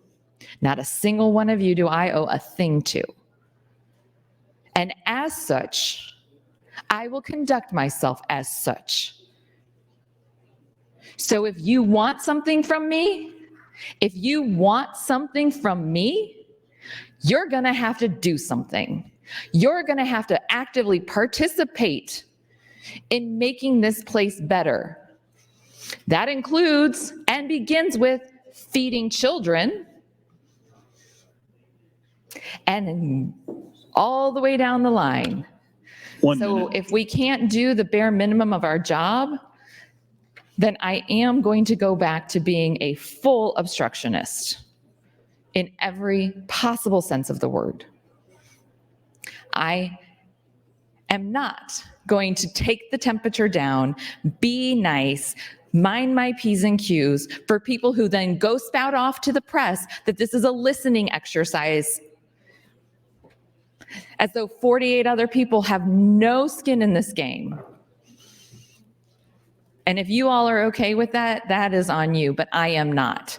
And I'm not going to sit quietly by and with my hands in my lap and be polite, because this is not polite.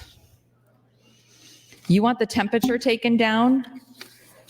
Maybe do some of that work yourselves. Let's see where we can get when we all work together for the betterment of the state and we don't allow partisan politics. That's your time, Senator. Thank you. Thank you, Senator Kavanaugh. Senator Ibach, you're recognized to speak. Question. The question has been called. Do I see 5 hands? I do. The question is, shall debate cease? There's been a request for call of the House, roll call vote. The question is, shall the House go under call? All those in favor vote aye. All those opposed vote nay.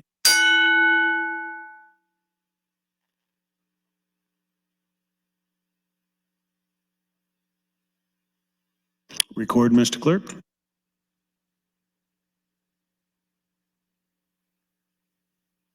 Seventeen ayes, 2 nays, place House under call, Mr. President. The House is under call. Senators, please record your presence. Those unexcused senators outside the chamber, please return to the chamber and record your presence. All unauthorized personnel, please leave the floor. The House is under call.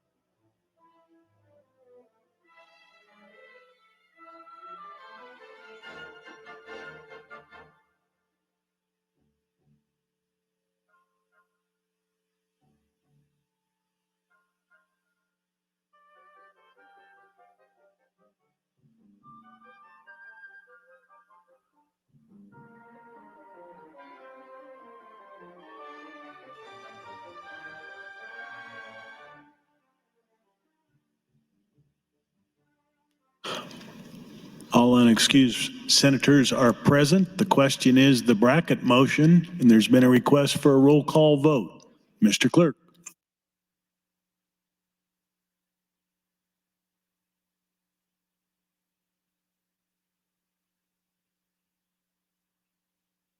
Excuse me. This is the motion to cease debate.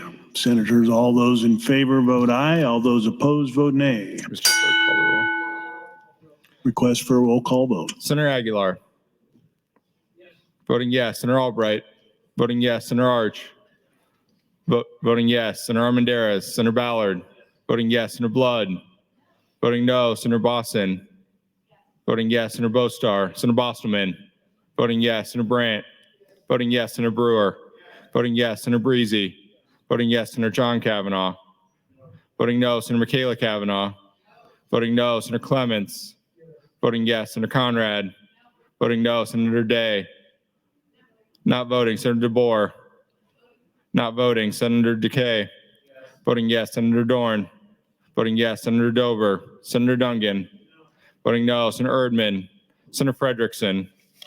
Voting no. Senator Holleran. Voting yes. Senator Hansen. Voting yes. Senator Hardin. Voting yes. Senator Holcroft. Voting yes. Senator Hughes. Voting yes. Senator Hunt. Voting no. Senator Ibach. Voting yes. Senator Jacobson. Voting yes. Senator Kauth. Voting yes. Senator Linehan. Voting yes. Senator Lippincott. Voting yes. Senator Lowe. Voting yes. Senator McDonald. Voting yes. Senator McKinney. Voting no. Senator Mosier. Voting yes. Senator Merman. Voting yes. Senator Raybold. Voting no. Senator Reapy. Voting yes. Senator Sanders. Voting yes. Senator Slama. Voting yes. Senator Vargas. Senator Von Gillern. Voting yes. Senator Walls. Not voting. Senator Wayne. Not voting. Senator Wishart. Voting yes. Vote is 31 ayes, 9 nays, Mr. President, to cease debate. Debate does cease. Senator Hunt, you're recognized to close.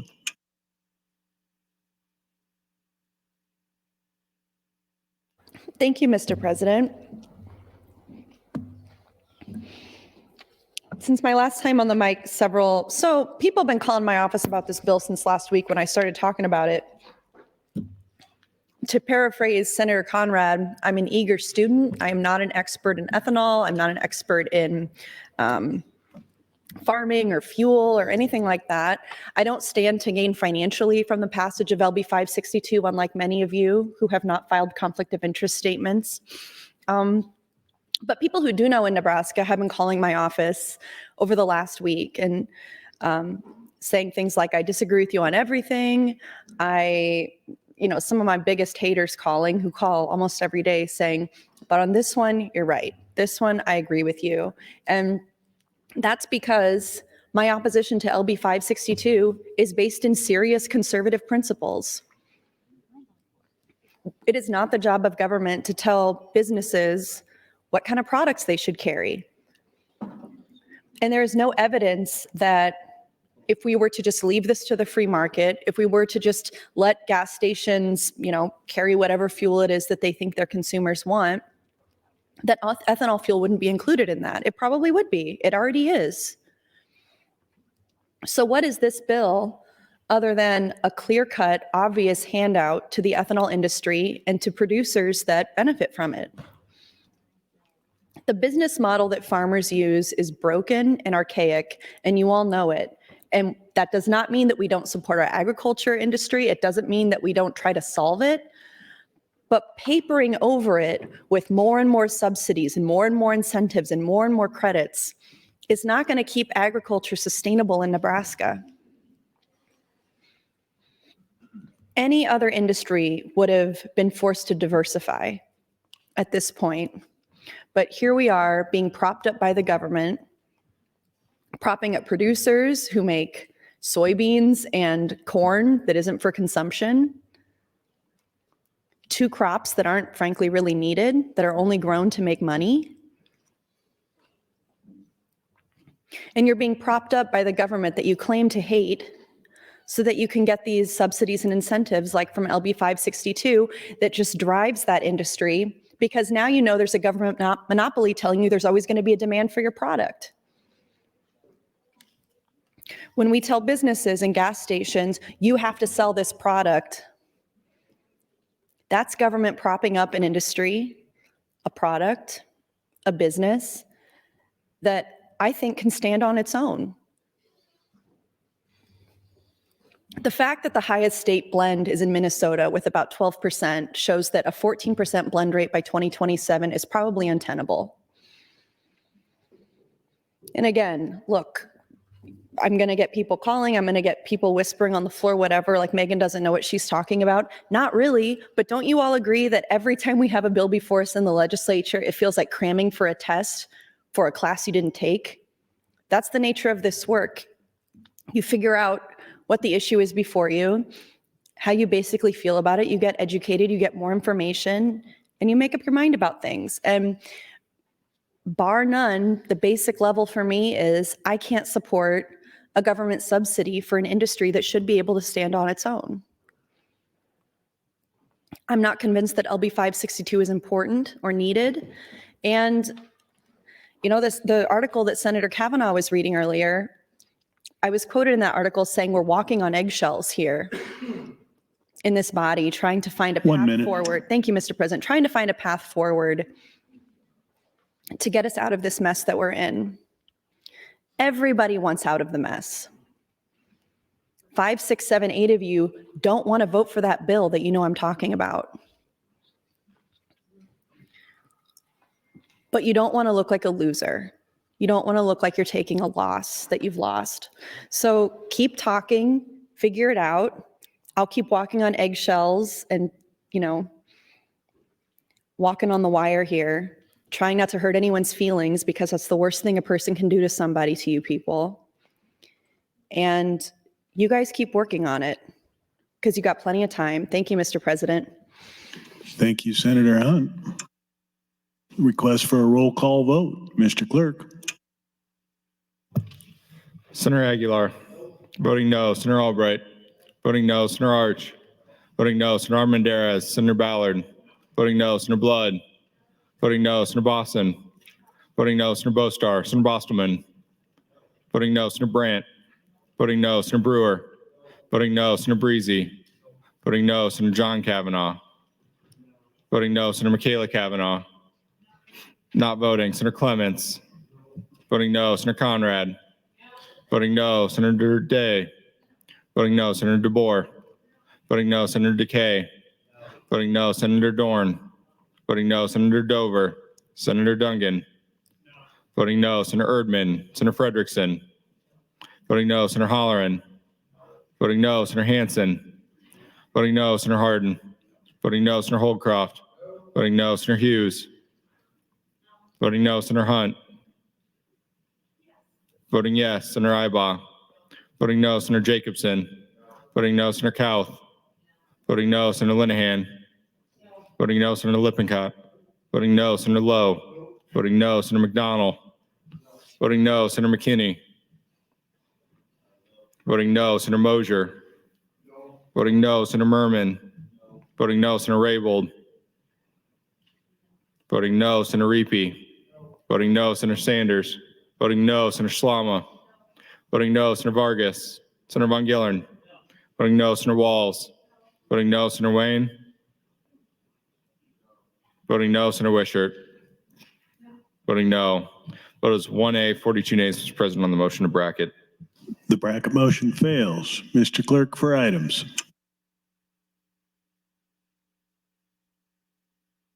Raise the call. Some items, Mr. President. An Attorney General's opinion addressed to Senator Albright. Additionally, new LR 108 introduced by Senator Ben Hansen. That'll be laid over. Mr. President, Senator Michaela Kavanaugh moved to reconsider the vote on MO 643. Senator Halloran. Senator Michaela Kavanaugh, you're recognized to speak. Thank you, Mr. President. Just one moment.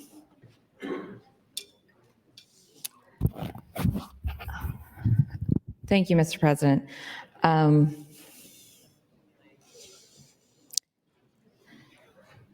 So I think I have decided that I'm not going to vote for this bill.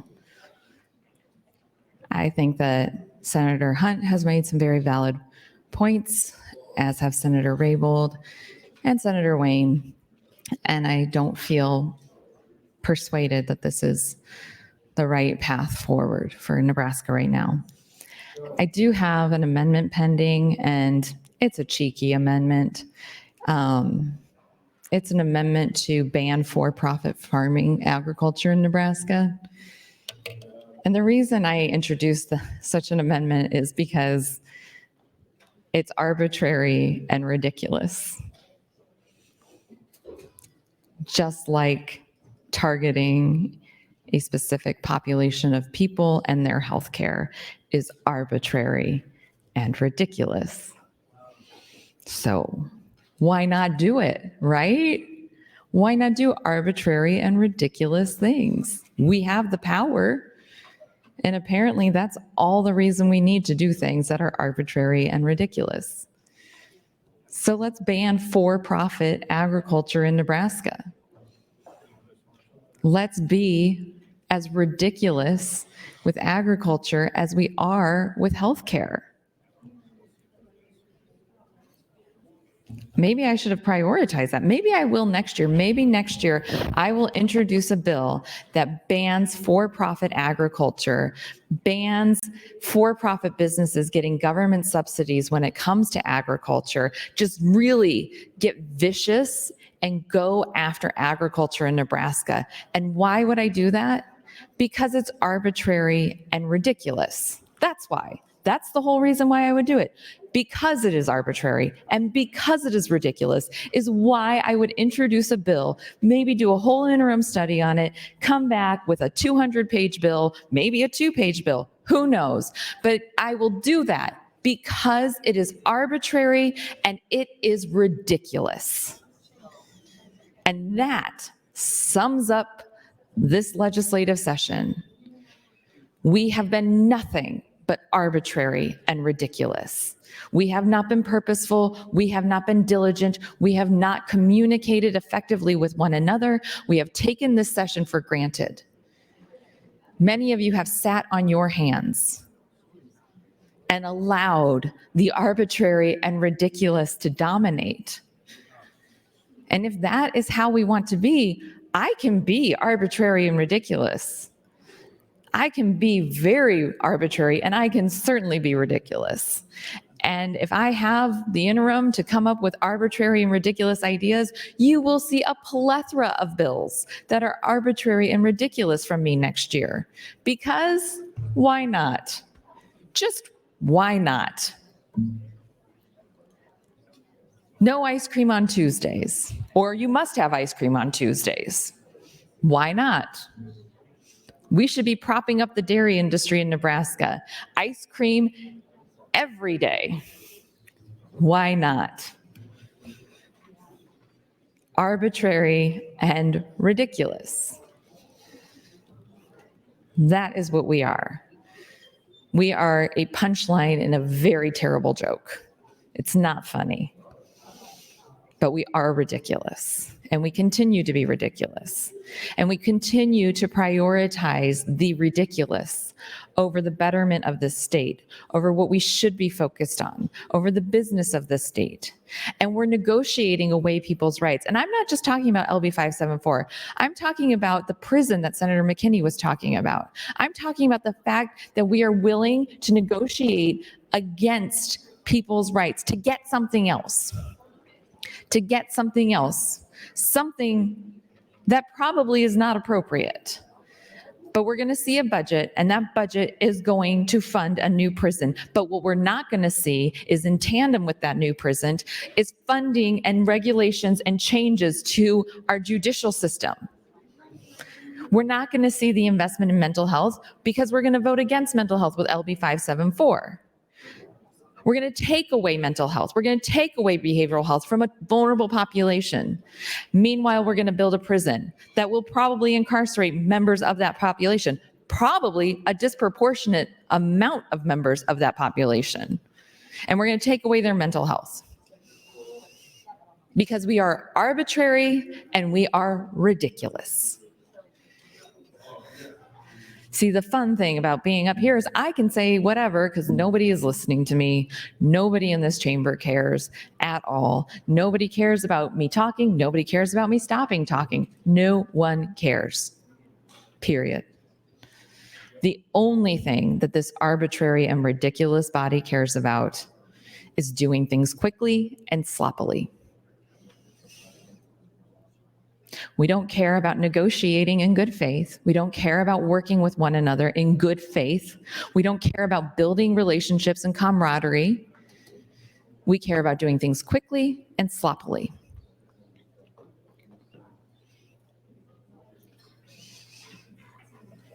Mr. President, how much time do I have left? 3 minutes, 50 seconds. Thank you, Mr. President.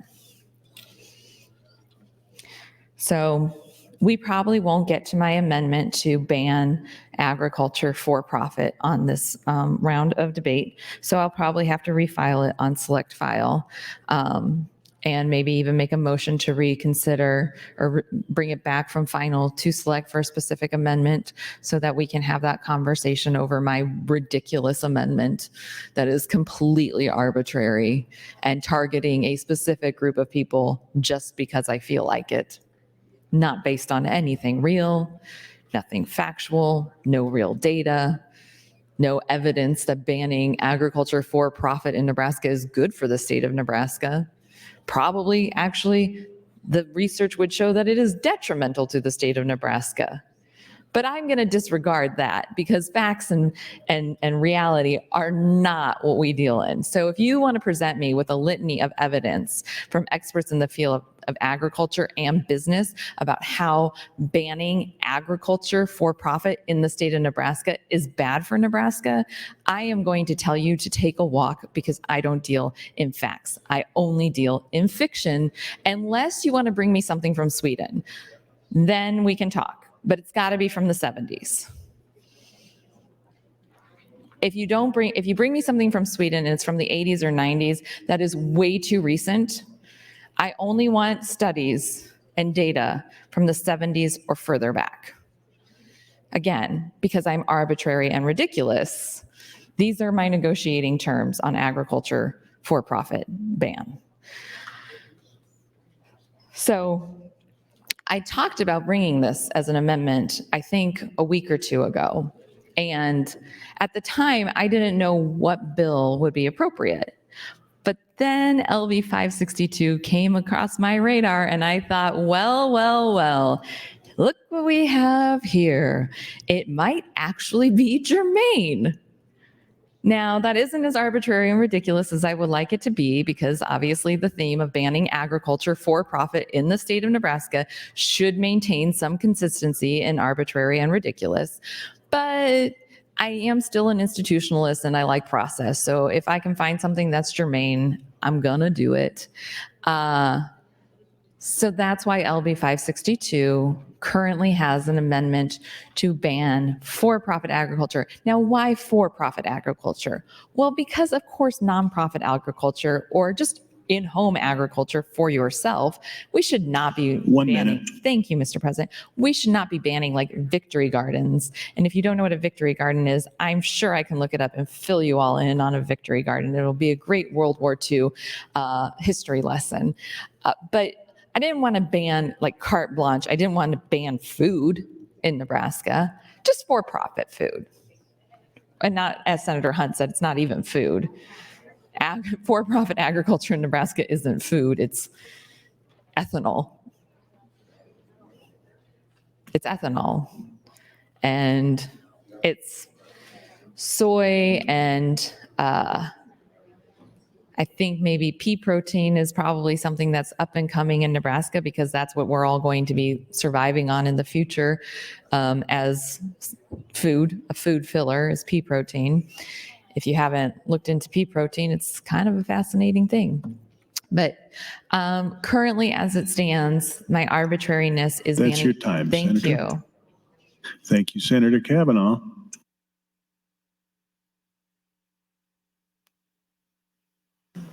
Senator Kavanaugh, you're next in the queue. Thank you, Mr. President. So pea protein is really becoming an up-and-coming thing in food sustainability. I'm not sure if that's the appropriate way to say it. Basically, like, in order to feed the world, we can't really produce food because we haven't been good stewards of the planet for so long. So we have to find quickly renewable agricultural products, and pea protein is it. It is the cat's pajamas, let me tell you.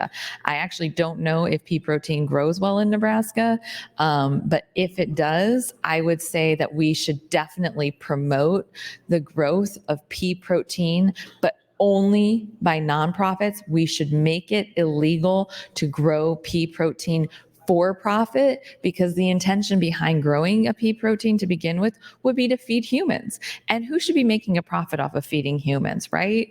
Right. We shouldn't be making a profit off of that. So I might consider looking into that as a separate bill, as a standalone bill, that if we don't ban agriculture writ large in Nebraska, that perhaps one of my bills next year around agriculture that is arbitrary and ridiculous would be to just specifically ban the for-profit development of pea protein in Nebraska.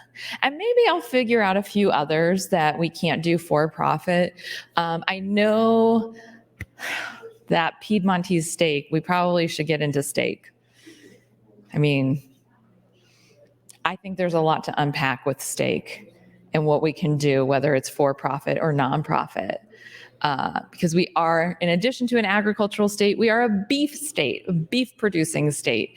But maybe we shouldn't be, you know? Like, maybe we just shouldn't be producing beef. I don't know. Is that silly? That's probably silly. Well, we'll dig into it. We'll do an interim study. We'll see what the benefits are, if we should be a beef producing state, or if we should stop doing that. Now, I do realize that the repercussions of no longer being a beef producing state would affect a great deal of our industry. I mean, we have meat packing in Omaha and Grand Island.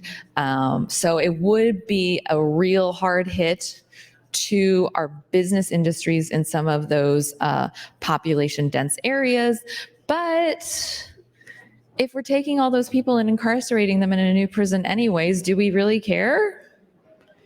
And the people that we aren't incarcerating, if they're leaving the state because we're unwelcoming and unfriendly and targeting them or their families, do we really care? So maybe. And I mean, from a sustainability of our planet, beef is not really an ecologically friendly thing to be doing. So I don't know. I think I'm talking myself into this. This might have legs. No pun intended. Oh, geez. It might have legs. Cows. That wasn't on purpose. Okay. Mr. President, how much time do I have left? 1 minute, 20 seconds. Thank you, Mr. President. Okay, so 1 minute, 20 seconds. Well, let's look up pea protein. Pea protein versus whey. Now, whey is interesting because it is a vegetarian protein, which, like, if you're 1 minute. Thank you. If you're, I don't know, trying to like increase protein in your diet and you want to do like some of those powdered proteins, as a vegetarian, I can tell you it's hard. You have to find one that's a whey protein. You can't just like get a protein powder because it most likely is not vegetarian. Whey protein is vegetarian. Pea protein would also be vegetarian. But whey protein comes from whey, which comes from dairy. So again, if you're lactose intolerant and a vegetarian, then whey protein wouldn't work. But pea protein is vegan. So maybe pea protein is the way to go. What is the downside of pea protein? Well, I don't know. Let's find out. The only real drawback is that it's a plant-based protein. It's it's not as, quote, bioavailable as other proteins. In other words, our bodies can't readily That's your use them. time, Thank you, Senator. Mr. President. Thank you, Senator Kavanaugh. Senator Hunt, you're recognized to speak. Thank you, Mr. President. Senator Kavanaugh, when I was pregnant in 2009, 2010, I was vegetarian at the time. And if anybody knows anything about my diet, that might shock you. And I also don't know how I survived. But I did consume a lot of pea protein at that time and a lot of smoothies. It was like a very smoothie-based diet because that's the only way I will eat a vegetable. But I want to expand on a core principle of conservatism that has been the bedrock of our ideology for generations, and that's the belief in free markets and the belief in individual choice. And I support the motion to reconsider. I actually filed my own motion to reconsider, and the clerk brought it back to me because Senator Michaela Kavanaugh beat me to it. But I support the motion to reconsider the bracket because I don't think LB 562 is the right thing for Nebraska, for the future of our economy, for our producers, for our agricultural sustainability. And I think that we need to be a little bit more creative about how we're going to support our agricultural community and support our local different industries, and that LB 562 isn't the answer. As Nebraskans, I know that we believe that individuals and businesses should be free to make their own decisions about how to use their resources, how to use their money, what kind of products they want to buy, and as businesses, what kind of products they want to sell, what kinds of things they want to offer to consumers. And as Nebraskans, we believe the role of government is to create a level playing field, to use, regulations to the point that they enhance public safety and public health, but just to create a level playing field to protect our basic rights, not to dictate our choices or to interfere in markets or to prop up one type of industry over another. And if you examine the fundamental concept of free markets, they're based on the idea that individuals are best suited to make decisions about themselves, about their bodies, about their health, about their families, about their spending, about where they live, what they drive, and what kind of fuel they put in their cars. We also believe that competition drives business innovation, that it drives efficiency, and that ultimately more competition benefits consumers. And whenever you have government putting their thumb on the scale, saying, if you grow ethanol, if you grow corn for ethanol, if you produce ethanol, don't worry, we've got your back. We're going to make sure all of the gas stations are selling your product. That's taking away competition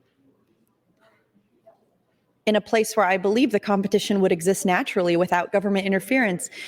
There is demand for this type of fuel. It's in basically every single state, I believe. Consumers know what kind of fuel they want, and when this fuel is made available to them, they'll decide if they want to put it in their car or not. And gas station owners can see how it sells. They can promote it if they want to. They can run promotions. They can do different things to get people to choose it. But it's not the role of government to run a promotion.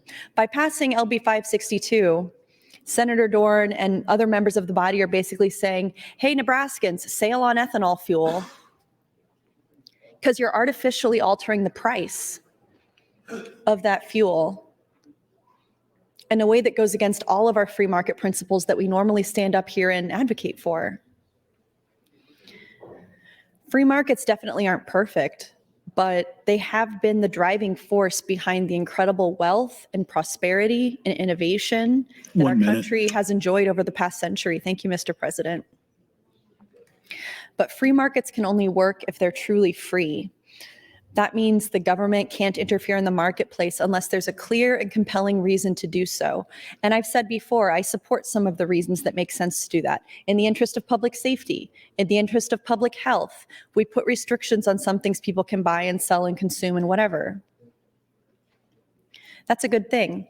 But unfortunately, over the past few decades, we've seen an increasing trend toward government intervention in the economy, which distorts the free market, it reduces individual freedom, and it's turning all of you into hypocrites. Thank you, Mr. President.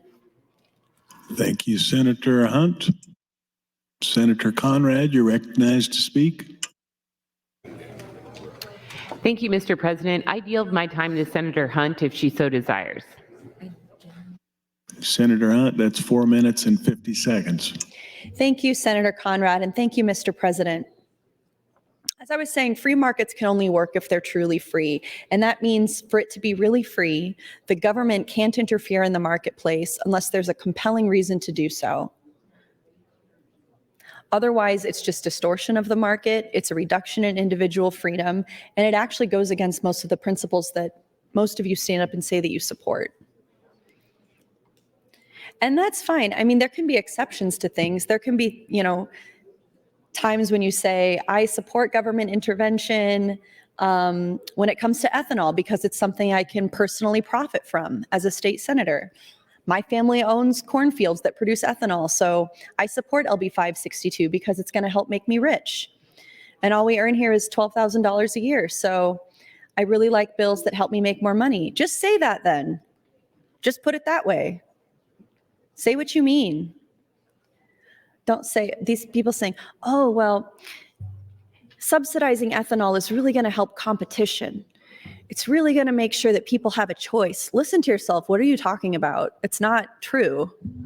Forcing people to only sell and buy certain products will really give them a choice. That's what you sound like. That's what you're saying. Oh, it's really good for the environment. It's really going to reduce emissions. Okay, well, I can also point to 469 other bills that you have all rejected wholesale that would help the environment in ways that are measurable, in ways that have been proven in other states. Remember the ban on bans? The preemption bill that we had last year or a couple years ago saying that a city can't even have a plastic bag ban? And we didn't even have a city in Nebraska that was considering it. The great liberal stronghold of Omaha, helmed by Mayor Gene Stothert, is not even trying to mandate plastic bags, but the legislature saw fit to preemptively pass a law saying you can't even try it. It'll hurt the grocery industry. Once again, government artificially propping up a field, an industry, a business. For what? Because their lobbyist is good? I guess so. It's wild how many laws that Nebraskans and Americans have to obey and follow and know magically. Artificial restrictions put on their choices because a lobbyist was good. There are so many laws like that. And I just want you to step back and think about your own integrity and your own principles and ask yourself, is mandating that gas stations put 50% of their pumps, make it E15, mandate what they can put in their pumps, is that really supportive of your own principles? It would really surprise me if that was the case. We have to believe that regulation and incentives and these mandates should be limited just to what's necessary to protect public health and public safety. And regulation should be transparent and predictable and based on evidence, based on measurable economic analysis. And they shouldn't be used as a tool to advance political agendas or protect special interests at the expense of consumers and small businesses. And that's what this bill is. I got nothing against ethanol. I think I put it in my car. I just put whatever's cheapest, probably destroying my car or something. I have no idea, because I know in the manual that you read, sometimes they say don't put that type of fuel in your car. I just get what's cheapest. And I think most Nebraskans do that. And you know why it's the cheapest? Because ethanol fuel is already so heavily subsidized. Thank you, Mr. President. It's already so heavily subsidized by the state, by the federal government. It is distorting the market, and it is creating a false choice for consumers who, like me, are inevitably just going to pick the cheapest thing.